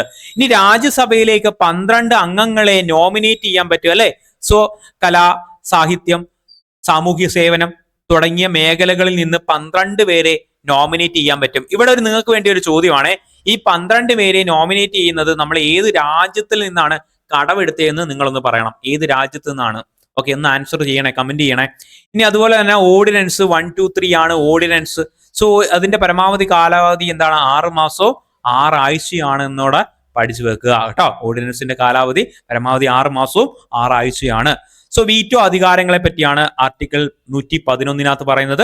സോ വീറ്റോ അധികാരം എന്ന് പറഞ്ഞു കഴിഞ്ഞാൽ നമുക്ക് അബ്സല്യൂട്ട് വീറ്റോ ഉണ്ട്. ആ ബില്ലിന് അംഗീകാരം നൽകാതെ നിഷേധിക്കലാണ് അബ്സല്യൂട്ട് വീറ്റോ എന്ന് പറയുന്നത്. സസ്പെൻസീവ് വീറ്റോ ഉണ്ട്. പുനഃപരിശോധനയ്ക്കായിട്ട് തിരിച്ചയക്കാം. പക്ഷെ വീണ്ടും പാസ്സാക്കി കഴിഞ്ഞാൽ അത് ഒപ്പിടണം എന്ന് പറഞ്ഞില്ലേ, അതാണ് സസ്പെൻസീവ് വീറ്റോ. പോക്കറ്റ് വീറ്റോ എന്ന് പറയുന്ന നടപടി എടുക്കാതെ അനിശ്ചിത കാലമായിട്ട് കയ്യിൽ വെച്ചുകൊണ്ടിരിക്കാൻ പറ്റുന്നതാണ് പോക്കറ്റ് വീറ്റോ എന്ന് പറയുന്നത്. സോ ഒരു ബില്ല് കിട്ടുവാണെങ്കിൽ അത് അപ്പാടെ നിഷേധിക്കലാണെങ്കിൽ അബ്സല്യൂട്ട് വീറ്റോ, പുനഃപരിശോധനയ്ക്ക് അയക്കാനായിട്ട് വിടുന്നത് ആണെങ്കിൽ സസ്പെൻസീവ് വീറ്റോ, ദെൻ അത് കഴിഞ്ഞിട്ട് പോക്കറ്റ് വീറ്റോ. അപ്പൊ പോക്കറ്റ് വീറ്റോ ആദ്യമായിട്ട് ഉപയോഗിച്ചത് ഗ്യാനി സെയിൽ സിംഗ് ആണ്. പോസ്റ്റ് ഓഫീസ് ഭേദഗതിയുമായിട്ട് ബന്ധപ്പെട്ട് 1986 ഈ ഒരു പോക്കറ്റ് വീറ്റോ ആദ്യമായിട്ട് ഉപയോഗിച്ചത്. സോ ധനബില്ല് തിരിച്ചയക്കാൻ പറ്റത്തില്ല. ഇങ്ങനെ വരുന്ന ധനബില്ല് എന്ത് ചെയ്യാൻ പറ്റത്തില്ല? തിരിച്ചയക്കാൻ പറ്റത്തില്ല. അതുപോലെ തന്നെ ഭരണഘടനാ ഭേദഗതി ബില്ലിനും എന്തില്ല? വീറ്റോ ഇല്ല എന്ന കാര്യം ഇവിടെ ഓർത്തിരിക്കുക. ഓക്കെ, അത് എന്തായാലും ഒപ്പിട്ട് കൊടുത്തേ പറ്റൂ. ഓക്കെ, ഇനി നമുക്ക് അടുത്തതിലേക്ക് വന്നു കഴിഞ്ഞാൽ നീതിന്യായവുമായി ബന്ധപ്പെട്ടുള്ള പ്രധാനപ്പെട്ട ആർട്ടിക്കിളാണ് 72, മാപ്പുമായിട്ട് ബന്ധപ്പെട്ടത്, അല്ലെ? ഓക്കെ, പൊതുമാപ്പ് കൊടുക്കുന്നത്, ശിക്ഷ ഇളവ് കൊടുക്കുന്നത്, ശിക്ഷയിൽ മാറ്റങ്ങൾ കൊടുക്കുന്നത്, സോ താൽക്കാലികമായിട്ട് നിർത്തിവെക്കല്, അവധി തുടങ്ങിയ കാര്യങ്ങളിലൊക്കെ എന്ത് ചെയ്യാൻ പറ്റും? രാഷ്ട്രപതിക്ക് അധികാരമുണ്ടാക്കി. വധശിക്ഷ നടപ്പിലാക്കാൻ ആർക്ക് മാത്രമേ അധികാരമുള്ളൂ? രാഷ്ട്രപതിക്ക്. ഗവർണർക്ക് അധികാരമില്ല. വധശിക്ഷയ്ക്ക് മാപ്പ് നൽകാനായിട്ട് ആർക്കാണ് അധികാരം? രാഷ്ട്രപതിക്ക് മാത്രമേ ഉള്ളൂ. ഓക്കെ, കാര്യം ഇവിടെ മനസ്സിലാക്കണേ. കോർട്ട് ഓഫ് മാർഷൽ ശിക്ഷ മാപ്പിനും രാഷ്ട്രപതിക്ക് മാത്രമേയാണ് അധികാരമുള്ളത്. അവിടെയും ഗവർണർക്ക് അധികാരം ഇല്ല എന്ന കാര്യം ഇവിടെ മനസ്സിലാക്കി വെക്കുക. ഇനി അടിയന്തരാവസ്ഥ നമുക്ക് അറിയാവുന്നതാണ്. ആർട്ടിക്കിൾ 352 പ്രകാരം ദേശീയ അടിയന്തരാവസ്ഥ പ്രഖ്യാപിക്കുന്നത് ആരാണ്? രാഷ്ട്രപതിയാണ്. അതുപോലെ സംസ്ഥാന അടിയന്തരാവസ്ഥയാണ് 356 എന്ന് പറയുന്നത്. അത് രാഷ്ട്രപതിയുടെ പ്രധാനപ്പെട്ട കാര്യമാണ്. സോ അതുപോലെ തന്നെ മറ്റൊരു ആർട്ടിക്കിളാണ് 360 എന്ന് പറയുന്നത് സാമ്പത്തിക അടിയന്തരാവസ്ഥ. സോ ഇതിനകത്ത് എല്ലാം രാഷ്ട്രപതിക്ക് പ്രധാനപ്പെട്ട റോളുണ്ട്. ഇത്രയും കാര്യങ്ങൾ നമ്മൾ എക്സാം ഓറിയന്റ് ആയിട്ട് പഠിച്ചു വെക്കുന്നതാണ് രാഷ്ട്രപതിയെ കുറിച്ച്. ഇനി എന്താണ്, നമുക്ക് അറിയാവുന്ന കുറച്ച് ഫാക്റ്റുകൾ ഒന്ന് പഠിച്ചു പോകാം. ആദ്യത്തെ രാഷ്ട്രപതിയാണ് നമുക്ക് ഡോക്ടർ രാജേന്ദ്ര പ്രസാദ് ആണ്. 2 തവണ പൂർണ്ണ കാലാവധി പൂർത്തിയാക്കിയ ഏക രാഷ്ട്രപതിയാണ് കേട്ടോ. ഒന്ന് പഠിച്ചു വെച്ചേക്കണേ. 2 തവണ കണ്ടിന്യൂസ് ആയിട്ട് വന്നിട്ടുള്ള ഏക രാഷ്ട്രപതിയാണ്. ഇനി എന്താണ് അടുത്തത്? അടുത്തതാണ് രണ്ടാമത്തെ രാഷ്ട്രപതി ആരാണ്? നമ്മുടെ എസ് രാധാകൃഷ്ണനാണ്. ഓക്കെ, അദ്ദേഹത്തിന്റെ ജന്മദിനം നമുക്കറിയാം, അധ്യാപക ദിനമാണ് സെപ്റ്റംബർ 5 എന്ന് പറയുന്നത് അല്ലെ. ആദ്യ മുസ്ലിം രാഷ്ട്രപതിയാണ് ആര്? സക്കീർ ഹുസൈൻ ആണ് ആദ്യത്തെ മുസ്ലിം രാഷ്ട്രപതി. പദവിയിലിരിക്കെ അന്തരിച്ച ആദ്യ രാഷ്ട്രപതിയാണ് കേട്ടോ. അത് പരീക്ഷയ്ക്ക് ചോദിച്ചിട്ടുണ്ട്, പദവിയിലിരിക്കെ അന്തരിച്ച ആദ്യ രാഷ്ട്രപതിയാണെന്ന്. ഇനി രണ്ടാമത്തെ പദവിയിലിരിക്കെ അന്തരിച്ച രാഷ്ട്രപതിയാണ് ഫക്രുദ്ദീൻ അലി അഹമ്മദ് ആണ്. 1975 ഇദ്ദേഹം അടിയന്തരാവസ്ഥയൊക്കെ പ്രഖ്യാപിച്ച ഒരു രാഷ്ട്രപതിയാണ് ഫക്രുദ്ദീൻ അലി അഹമ്മദ് എന്ന് പറയുന്നത്. സോ ആക്ടിംഗ് രാഷ്ട്രപതിയായിട്ടുള്ള ഏക ചീഫ് ജസ്റ്റിസ് ആരാ? എം ഹിദായത്തുള്ളയാണ് എന്ന കാര്യം ഓർത്തിരിക്കുക. ഇനി ആക്ടിംഗ് രാഷ്ട്രപതിയായിട്ടുണ്ട് ആരാ? നമ്മുടെ ആക്ടിംഗ് രാഷ്ട്രപതി ആയതിനു ശേഷം രാഷ്ട്രപതി ആയതാണ് നമ്മുടെ ആക്ടിംഗ് രാഷ്ട്രപതി ആയത് ബി ഗിരിയാണ് കേട്ടോ. ബി ഗിരിയാണ് കേട്ടോ, ഓർത്തിരിക്കണേ, ബി ഗിരി. ഇവിടുത്തെ എന്താണ്? ആക്ടിംഗ് രാഷ്ട്രപതിയായ ഏക ചീഫ് ജസ്റ്റിസ് ആണ് കേട്ടോ. കാര്യം മനസ്സിലാക്കി വെക്കുക. എതിരില്ലാതെ തെരഞ്ഞെടുക്കപ്പെട്ട ഏക രാഷ്ട്രപതിയാണ് നമ്മുടെ നീലം സഞ്ജീവ് റെഡ്ഡി. ഏറ്റവും പ്രായം കുറഞ്ഞതൊക്കെ ആരാ? നീലം സഞ്ജീവ് റെഡ്ഡിയാണ്. ആദ്യത്തെ ദളിത് രാഷ്ട്രപതിയാണ് കെ ആർ നാരായണനാണ്. കേരളത്തിൽ നിന്നുള്ള ഏക രാഷ്ട്രപതിയാണ്. ഓക്കെ, വോട്ട് ചെയ്യപ്പെട്ട ആദ്യ രാഷ്ട്രപതിയാണ്. വോട്ട് ചെയ്ത രാഷ്ട്രപതിയാണ് എന്ന കാര്യം ഓർത്തിരിക്കുക. മനസ്സിലായോ? ഓക്കെ. ഇനി മിസൈൽ മാൻ എന്ന പേരിലൊക്കെ അറിയപ്പെടുന്നത് ആരാ? നമ്മുടെ APJ അബ്ദുൽ കലാം ആണ്. 11ാമത്തെ രാഷ്ട്രപതിയാണ്. ഇതും ചോദിച്ചിട്ടുണ്ട്, 11ാമത്തെ രാഷ്ട്രപതിയാണ്. ആദ്യത്തെ വനിതാ രാഷ്ട്രപതി പ്രതിഭ പാട്ടീലാണ്. 12ാമത്തെയാണ് എന്ന കാര്യം ഓർത്തിരിക്കുക. നിലവിലെ ആരാണ്? ദ്രൗപദി മുർമു ആണ്. 15ാമത്തെയാണ് കേട്ടോ. 15 എന്ന കാര്യം ഓർത്തിരിക്കുക. ഇനി ദ്രൗപദി മുർമു എന്നാണ് ചുമതലയേറ്റത്? 2022 ജൂലൈ 25 ആദ്യത്തെ ഗോത്രവർഗ ആദിവാസി രാഷ്ട്രപതിയാണ്. രണ്ടാമത്തെ വനിതാ രാഷ്ട്രപതിയാണ്. സ്വതന്ത്ര ഇന്ത്യയിൽ ജനിച്ച ആദ്യത്തെ രാഷ്ട്രപതിയാണ് എന്ന കാര്യം ഓർത്തിരിക്കുക. ഇത് ഇമ്പോർട്ടന്റ് ആണ്. സ്വതന്ത്ര ഇന്ത്യ. ഇവരുടെ സ്ഥലം എവിടെ? ഒഡീഷയിലെ മയൂർഗഞ്ച് ആണ് എന്ന കാര്യം ഓർത്തിരിക്കുക. ഇവര് ജാർഖണ്ഡിലെ ഗവർണർ ആയിട്ടുണ്ട് എന്ന കാര്യം അറിഞ്ഞു വെക്കുക. ഇനി ഭാരതരത്നം ലഭിച്ചിട്ടുള്ള രാഷ്ട്രപതി ആരൊക്കെയാണ്? രാജേന്ദ്ര പ്രസാദ്, എസ് രാധാകൃഷ്ണൻ, സക്കീർ ഹുസൈൻ, വി ഗിരി, APJ അബ്ദുൽ കലാം, പ്രണബ് മുഖർജി എന്നിവയ്ക്ക് എന്ത് കിട്ടിയിട്ടുണ്ട്? ഭാരതരത്നം ലഭിച്ചിട്ടുണ്ട് എന്ന കാര്യം മനസ്സിലാക്കി വെക്കുക. സോ കാര്യങ്ങൾ ക്ലിയർ ആയല്ലോ. നമ്മൾ പഠിച്ച കാര്യങ്ങളാണ്. 5ാമത്തെ ഭാഗത്തിലാണ്. ആർട്ടിക്കിൾ 52 മുതൽ 78 വരെയാണ്. ഏറ്റവും പ്രധാനപ്പെട്ട ആർട്ടിക്കിൾ ഏതൊക്കെയാണ്? പ്രസിഡന്റിനെ പറ്റി പറയുന്നത് 52, ഇലക്ഷനെ പറ്റി പറയുന്നത് 54, ടെന്യൂറിനെ പറ്റി പറയുന്നത് എന്തായിരുന്നു? 56, യോഗ്യതയെ പറ്റി ക്വാളിഫിക്കേഷനെ പറ്റി പറയുന്നത് 58 അല്ലെ. ഓത്ത് അല്ലെങ്കിൽ സത്യപ്രതിജ്ഞയെ പറ്റി പറയുന്നത് 60 അല്ലെ. ഇംപീച്ച്മെന്റിനെ പറ്റി പറയുന്നത് എന്താണ്? 61 കേട്ടോ, 61. സോ ഇനി കാലാവധി പറയുന്നത് 35 വയസ്സാണ്. 5 വർഷമാണ് കാലാവധി. ശമ്പളത്തിന്റെ കാര്യം 5 വർഷമാണ് അല്ലെ. 5 ലക്ഷം രൂപയാണ്. യോഗ്യത എന്ന് പറഞ്ഞാൽ ലോക്സഭയിൽ അംഗമാകാനുള്ള യോഗ്യത ഉണ്ടായിരിക്കണം. ഇനി എന്താണ്? പ്രപ്പോസ് ചെയ്യണം. 50 പേരുടെ പ്രപ്പോസും 50 പേരുടെ പിന്താങ്ങലും ഉണ്ടായിരിക്കണം. എത്ര രൂപ കെട്ടിവെക്കണം? 15,000 രൂപയാണ് ഇലക്ഷന് വേണ്ടി കെട്ടിവെക്കേണ്ടത്. ഇലക്ഷന് വേണ്ടി ഇത്രയും കാര്യങ്ങൾ ക്ലിയർ ആണെങ്കിൽ നമുക്ക് അടുത്ത ഇതിന് സത്യപ്രതിജ്ഞ ചൊല്ലി കൊടുക്കുന്ന ആരാ? നമ്മുടെ ചീഫ് ജസ്റ്റിസ് ആണ് അല്ലെ. രാജി സമർപ്പിക്കേണ്ടത് ഉപരാഷ്ട്രപതിക്കാണ്. വോട്ടിന്റെ മൂല്യമൊക്കെ ജസ്റ്റ് ഒന്ന് പറഞ്ഞു വെച്ചാൽ മതി. So impeachment 61. സോ 2/3 പേരുടെ ഭൂരിപക്ഷം ഉണ്ടായിരിക്കണം. 14 ദിവസം മുമ്പ് നോട്ടീസ് കൊടുത്തിരിക്കണം. ഇനി മാപ്പ് നൽകുന്നതുമായിട്ട് ബന്ധപ്പെട്ടാണ് 72. ഓർഡിനൻസ് 123 ആണെന്നറിയാം. പോക്കറ്റ് വീറ്റോ ആദ്യമായിട്ട് ഉപയോഗിച്ചത് ഗ്യാനി സെയിൽ സിംഗ് ആണ് അല്ലെ. ഇനി അതുപോലെ രാജ്യസഭയിലേക്ക് 12 പേരെ നോമിനേറ്റ് ചെയ്യാൻ പറ്റും. സോ അതുപോലെ തന്നെ നിലവിലെ രാഷ്ട്രപതി ദ്രൗപദി മുർമു 15ാമതാണ് എന്ന കാര്യം അറിഞ്ഞു വെക്കുക. ഇത്രയും കാര്യങ്ങൾ വളരെ ഇമ്പോർട്ടന്റ് ആണ്, അറിഞ്ഞു വെക്കേണ്ട കാര്യങ്ങളാണ്. നമ്മൾ അടുത്തതാണ് ഉപരാഷ്ട്രപതി. ഉപരാഷ്ട്രപതിയുമായി ബന്ധപ്പെട്ട കാര്യങ്ങളൊന്ന് പരിചയപ്പെടാം. ഉപരാഷ്ട്രപതിയുമായി ബന്ധപ്പെട്ട ശരിയായ പ്രസ്താവന ഏതെന്നാണ് അടുത്തിടെ ചോദിച്ചൊരു ചോദ്യമാണ്. ഉപരാഷ്ട്രപതി 5 വർഷത്തേക്കാണ് തിരഞ്ഞെടുക്കുന്നത്. അത് ശരിയായിട്ടുള്ള സ്റ്റേറ്റ്മെന്റ് ആണ് അല്ലെ. ഉപരാഷ്ട്രപതി രാജ്യസഭയുടെ അധ്യക്ഷനാണ് അല്ലെ. രാജ്യസഭയുടെ ചെയർമാൻ ഉപരാഷ്ട്രപതിയാണ്, അതും ശരിയാണ്. ഇനി പ്രസിഡന്റിനെ തെരഞ്ഞെടുക്കുന്നത് പോലെയാണ് ഉപരാഷ്ട്രപതിയെയും തെരഞ്ഞെടുക്കുന്നത്. അതൊരു ഭാഗികമായിട്ടുള്ള ശരിയാണ്. കാര്യം എന്ന് വെച്ച് കഴിഞ്ഞാൽ ആനുപാതിക പ്രാതിനിധ്യം അനുസരിച്ചാണ്. പക്ഷേ എന്നിരുന്നാലും എല്ലാ മെമ്പറും പ്രസിഡന്റിനെ തെരഞ്ഞെടുക്കുന്ന എല്ലാ മെമ്പറുകളും ഉപരാഷ്ട്രപതിയിൽ വരുന്നില്ല. സോ അതുകൊണ്ട് ഈ സ്റ്റേറ്റ്മെന്റ് തെറ്റാണ്. ആൻസർ ഇവിടെ കൊടുത്തിരിക്കുന്നത് 1ഉം 2ഉം ശരിയായിട്ടുള്ള ഡി ഓപ്ഷൻ ആണ് ഇവിടെ ശരിയായിട്ടുള്ളത്. മനസ്സിലാക്കണേ. ഇത് എടുത്തിരിക്കുന്നത് എവിടെയാണെന്ന് നോക്കാം. ഇന്ത്യയുടെ ഉപരാഷ്ട്രപതിയെ കുറിച്ച് പ്ലസ് വണ്ണിലെ ചാപ്റ്ററിനകത്ത് പറഞ്ഞിട്ടുണ്ട്. ഉപരാഷ്ട്രപതി 5 വർഷത്തേക്കാണ് തെരഞ്ഞെടുക്കുന്നത്. രാഷ്ട്രപതിയെ തെരഞ്ഞെടുക്കുന്ന രീതിയിൽ തന്നെയാണ് ഉപരാഷ്ട്രപതിയെ തെരഞ്ഞെടുക്കുന്നത് എന്നാണ് പറഞ്ഞിരിക്കുന്നത്. പക്ഷേ എന്നാൽ എന്താ ഇവിടെ പറഞ്ഞിരിക്കുന്ന സ്റ്റേറ്റ്മെന്റ് വായിക്കുക. ഉപരാഷ്ട്രപതിയെ തെരഞ്ഞെടുക്കാനുള്ള ഇലക്ട്രൽ കോളേജിൽ പാർലമെന്റിലെ ഇരുസഭകളിലെ അംഗങ്ങൾ മാത്രമേ ഉള്ളൂ. സംസ്ഥാന നിയമസഭയിലെ ഇലക്ട്രൽ കോളേജിന്റെ ഭാഗമല്ല. സംസ്ഥാനത്തിലെ നിയമസഭയിലെ അംഗങ്ങൾ MLA എന്തിനകത്ത് വരുന്നില്ല? ഉപരാഷ്ട്രപതിയുടെ തെരഞ്ഞെടുപ്പിനകത്ത് വരുന്നില്ല. മനസ്സിലായോ? അപ്പൊ രാജ്യസഭ ഭൂരിപക്ഷത്തോടെ പാസ്സാക്കുകയും ലോകസഭ അംഗീകരിക്കുകയും ചെയ്യുന്ന പ്രമേയത്തിലൂടെ മാത്രമേ ഉപരാഷ്ട്രപതിയെ പുറത്താക്കാൻ പറ്റൂ. അപ്പൊ ആദ്യം എവിടെയാണ്? രാജ്യസഭയിൽ ഭൂരിപക്ഷത്തോടെ പാസ്സാക്കണം. ലോകസഭ അംഗീകരിക്കുകയും ചെയ്യുമ്പോൾ മാത്രമേ ഉപരാഷ്ട്രപതിയെ പുറത്താക്കാൻ പറ്റൂ. മനസ്സിലായോ? ഉപരാഷ്ട്രപതി രാജ്യസഭയുടെ എക്സ് ഒഫീഷ്യൽ ചെയർമാനാണ്. മരണം, രാജി, പുറത്താക്കൽ, ഇംപീച്ച്മെന്റ് എന്നീ കാരണത്താൽ രാഷ്ട്രപതിയുടെ സ്ഥാനം ഒഴിവ് വരികയാണെങ്കിൽ ഉപരാഷ്ട്രപതി രാഷ്ട്രപതിയുടെ ചുമതലകൾ നിർവഹിക്കും. മനസ്സിലായോ? പുതിയ ഉപരാഷ്ട്രപതിയെ തിരഞ്ഞെടുക്കുന്നത് വരെ പരമാവധി 6 മാസം വരെ മാത്രമേ പുതിയ രാഷ്ട്രപതിയെ തിരഞ്ഞെടുക്കുന്നത് വരെ 6 മാസം മാത്രമേ ഉപരാഷ്ട്രപതി രാഷ്ട്രപതിയുടെ ചുമതലകൾ നിർവഹിക്കാൻ സാധ്യതയുള്ളൂ. അല്ലെ?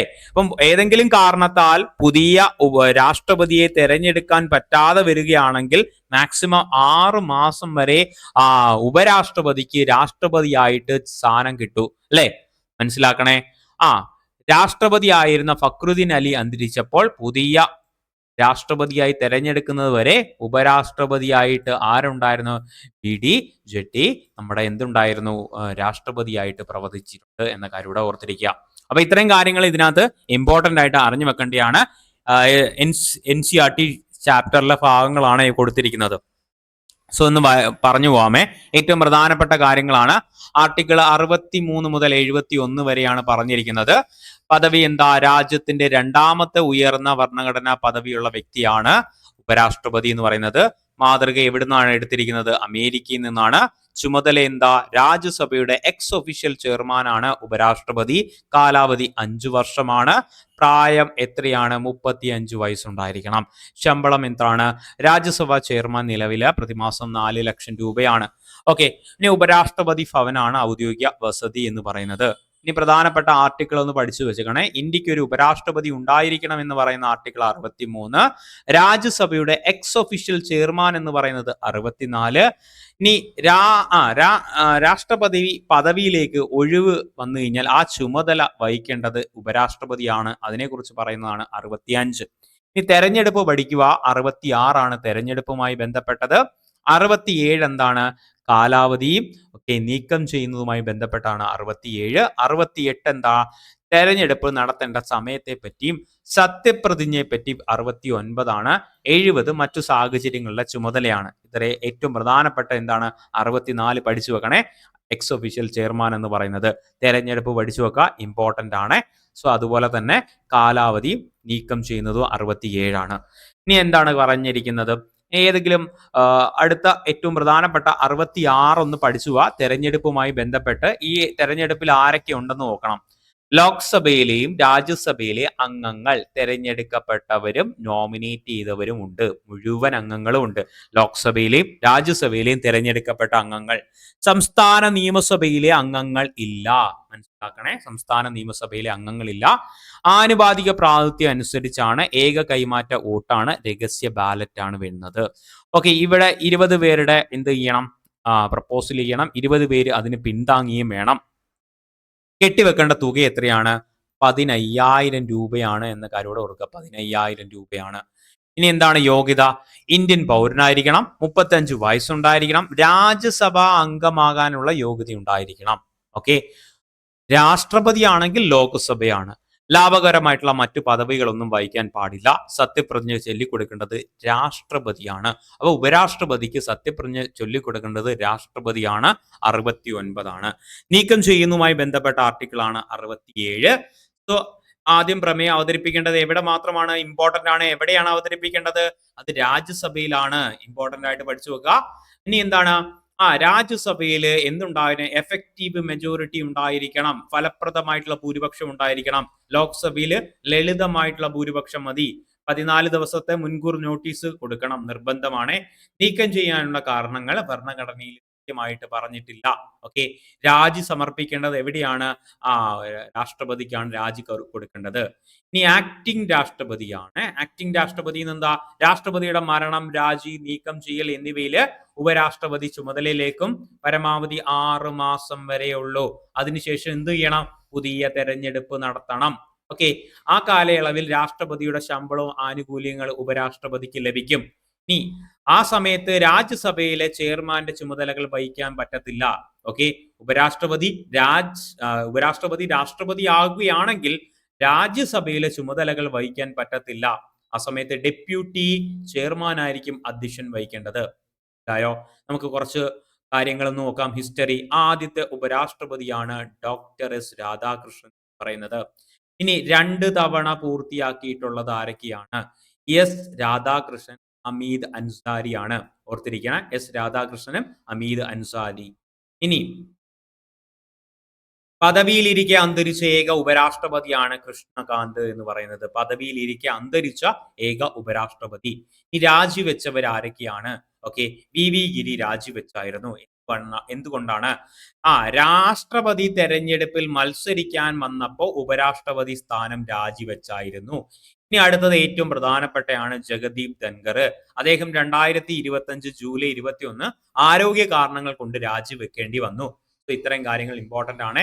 കേരളത്തിൽ നിന്നുള്ള ഏക ഉപരാഷ്ട്രപതിയാണ് KR നാരായണൻ. KR നാരായണൻ ഉപരാഷ്ട്രപതി ആയതിനു ശേഷമാണ് രാഷ്ട്രപതി ആയത്. മനസ്സിലാക്കണേ. അപ്പൊ ഉപരാഷ്ട്രപതിയിൽ നിന്ന് രാഷ്ട്രപതി ആയവർ ആരൊക്കെയാണ്? 6 പേരാണ്. ആരൊക്കെയാ? എസ് രാധാകൃഷ്ണൻ, സക്കീർ ഹുസൈൻ, വി ഗിരി, ആർ വെങ്കിടരാമൻ, അതുപോലെ തന്നെ ശങ്കർ ദയാൽ ശർമ്മ, KR നാരായണൻ. അങ്ങനെ 6 പേര് എന്ത് ചെയ്ത് ഉപരാഷ്ട്രപതിയിൽ നിന്ന് രാഷ്ട്രപതിയിലേക്ക് മാറി എന്ന കാര്യം. നിലവിലെ ആരാണ്? CP രാധാകൃഷ്ണനാണ് 15ാമത്തെയാണ്. ഓർത്തിരിക്കുക, 15ാമത്. അദ്ദേഹത്തെ കുറിച്ചുള്ള കാര്യങ്ങൾ ഒന്ന് പഠിച്ചു വെക്കുന്നത് നല്ലതായിരിക്കും.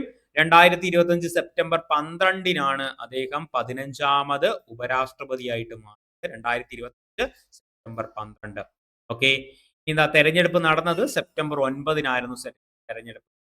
സോ അദ്ദേഹം പ്രധാനമായിട്ടും ഏത് സ്ഥലമാണ് ജന്മദേശം നോക്കുക? തിരുപ്പൂര്, തമിഴ്നാട്ടിലെ തിരുപ്പൂരാണ്. മഹാരാഷ്ട്രയിലെയും ജാർഖണ്ഡിലെയും തെലങ്കാനയിലെയും ഗവർണർ പദവി കാര്യങ്ങളിലേക്ക് വരിക. ഓക്കെ, നമുക്കൊന്ന് കമ്പാരിസൺ ചെയ്യാം. രാഷ്ട്രപതിയെ കുറിച്ച് പറയുന്നത് 52 മുതൽ 78 വരെയാണെങ്കിൽ ഉപരാഷ്ട്രപതി ആണെങ്കിൽ 63, 71. രണ്ടിന്റെയും പ്രായപരിധി 35 യോഗ്യത ലോക്സഭയിൽ അംഗമാകാനുള്ള യോഗ്യത രാഷ്ട്രപതിക്കും രാജ്യസഭയിൽ അംഗമാകാനുള്ളത് ഉപരാഷ്ട്രപതിക്കുമാണ്. ആരോട് ഓർക്കുക. എന്താണ് ഇലക്ട്രൽ കോളേജിൽ ആരൊക്കെ വരും? MP മാര്, MLA മാര്, തെരഞ്ഞെടുക്കപ്പെട്ടവർ മാത്രം. ഇനി MP മാര് മാത്രം നോമിനേറ്റ് ചെയ്യുന്നത് MP മാര് മാത്രമാണ് വരുന്നത്. ഇവിടെ MLA മാര് വരുന്നില്ല. അതുപോലെ തെരഞ്ഞെടുക്കപ്പെട്ടവരും വരുന്നുണ്ട്. ആരില്? ഉപരാഷ്ട്രപതിക്ക്. സത്യപ്രതിജ്ഞ ചൊല്ലിക്കൊടുക്കുന്നത് ചീഫ് ജസ്റ്റിസ് ആണെങ്കിൽ ഇവിടെ ആരാ? രാഷ്ട്രപതിയാണ്.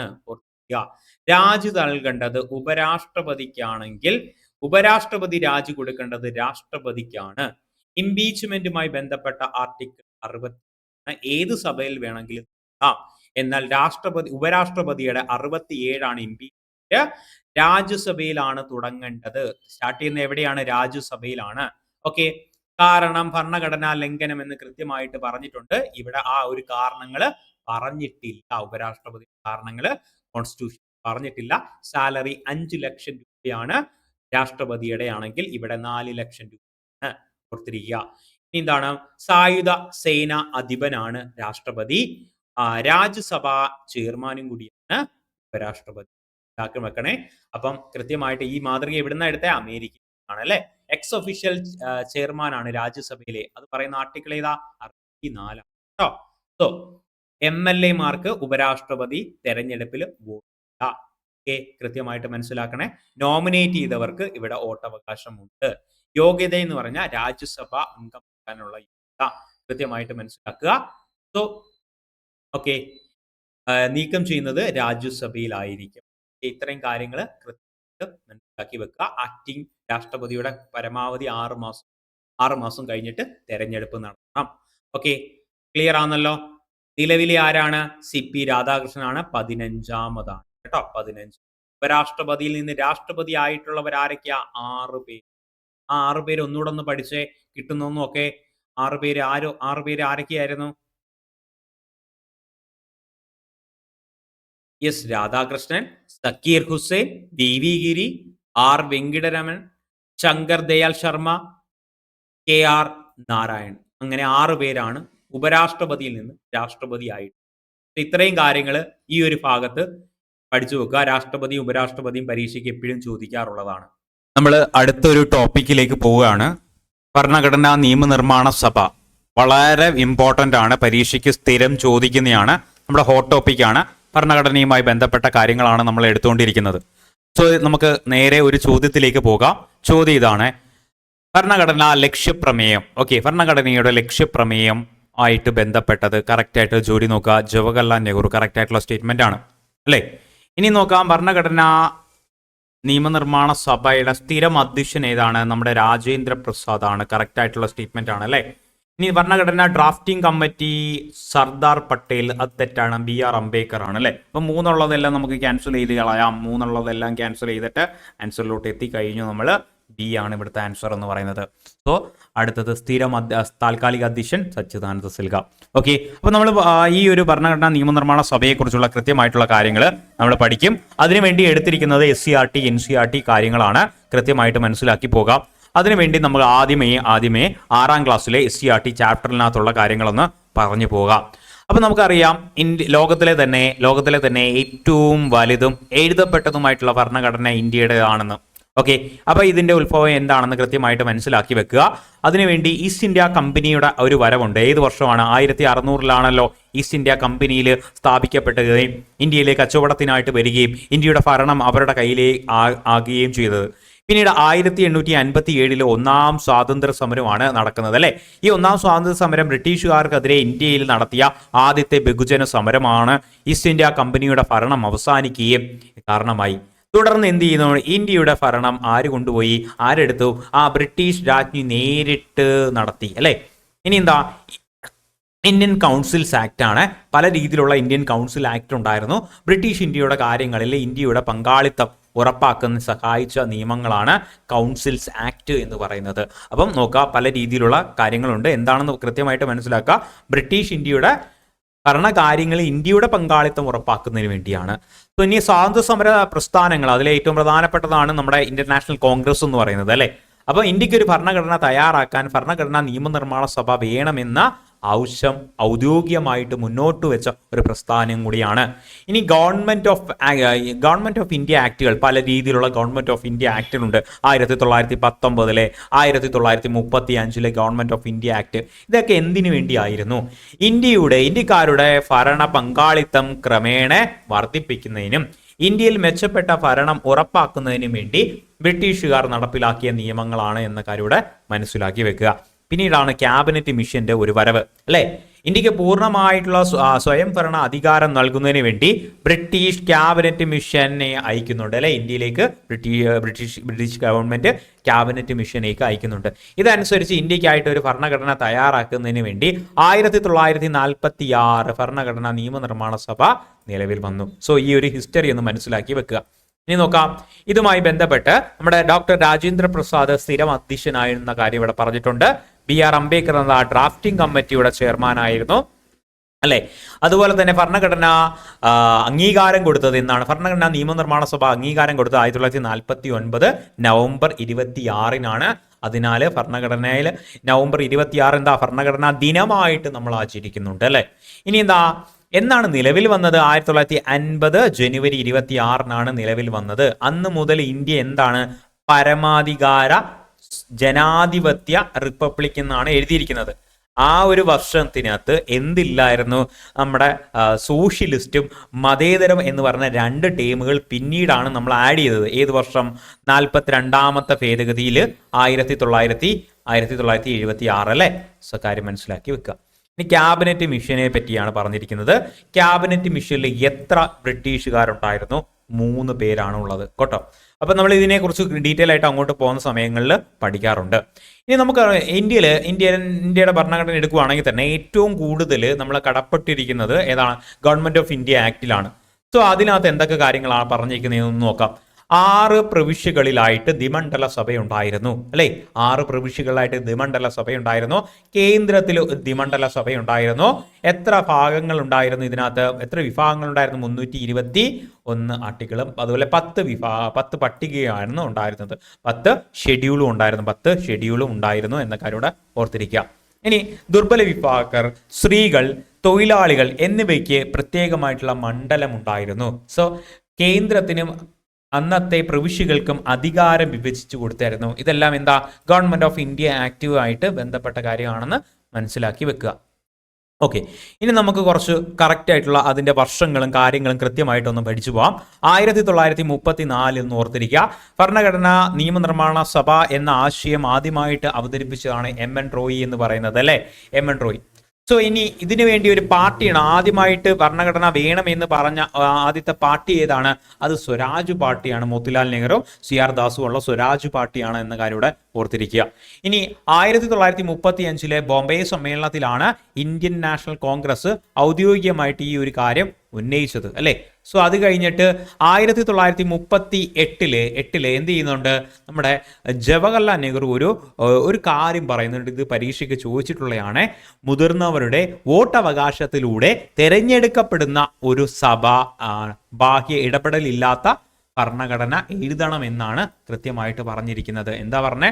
മുതിർന്നവരുടെ വോട്ടവകാശത്തിലൂടെ തെരഞ്ഞെടുക്കപ്പെടുന്ന സഭ ബാഹ്യ ഇടപെടൽ ഇല്ലാത്ത ഭരണഘടന എഴുതണം എന്ന കാര്യമാണ് ആര് പറഞ്ഞിരിക്കുന്നത്? നമ്മുടെ ജവഹർലാൽ നെഹ്റു പറഞ്ഞിരിക്കുന്നത്. സോ ഇനി അടുത്തതിലേക്ക് വരാം. 1940 ഓഗസ്റ്റ് ഓഫറുമായിട്ട് ആര് വരുന്നത്? ലിങ്ലിത്തോ പ്രഭു വരുന്നത്. സോ ഇത് കഴിഞ്ഞിട്ട് പിന്നീട് എന്ത് ചെയ്യാണ്? 1940 അതെല്ലാം പരാജയപ്പെട്ടതിന് ശേഷം 42 ക്രിസ് മിഷൻ വരുന്നു. മുസ്ലിം ലീഗ് എന്ത് ചെയ്യുന്നുണ്ട്? ഇത് എതിർക്കുന്നു. അതിന്റെ ലീഡർ ആരായിരുന്നു? സ്റ്റഫോൾഡ് ക്രിപ്സ് ആയിരുന്നു ഇതിന്റെ ലീഡറായിട്ട്. അതും പരാജയപ്പെടുകയുണ്ടായിരുന്നു. പിന്നീടാണ് ക്യാബിനറ്റ് മിഷൻ വരുന്നത് അല്ലെ? ക്യാബിനറ്റ് മിഷനുമായിട്ട് ബന്ധപ്പെട്ട കാര്യങ്ങൾ കൃത്യമായിട്ട് അറിഞ്ഞു വെക്കുക. ക്യാബിനറ്റ് മിഷനിൽ നമ്മൾ പറഞ്ഞായിരുന്നു എത്ര പേരുണ്ടായിരുന്നു? 3 പേരാണ് ഉള്ളത്. സോ എന്നാണ്? Pethick Lawrence, Stafford Cripps, A.V. Alexander. പഠിച്ചു വെച്ചേക്കണേ, ഈ 3 പേരുടെ പേര് ഇമ്പോർട്ടന്റ് ആണ്. Pethick Lawrence, Stafford Cripps, A.V. Alexander. 2ാം ലോക മഹായുദ്ധത്തിന് ശേഷം ബ്രിട്ടനിൽ തെരഞ്ഞെടുപ്പ് നടന്നു. അന്ന് ഉണ്ടായിരുന്ന പ്രധാനമന്ത്രിയായ വിൻസ്റ്റൺ ചർച്ചിൽ തോൽക്കുകയും പിന്നെ ലേബർ പാർട്ടി അധികാരത്തിൽ വരികയും ക്ലെമന്റ് ആറ്റ്ലി എന്ത് ചെയ്യുന്നുണ്ട്? ബ്രിട്ടന്റെ പ്രധാനമന്ത്രിയാകുകയും ചെയ്തു. അപ്പോൾ ആ ഒരു സിറ്റുവേഷൻ ഒന്ന് മനസ്സിലാക്കുക.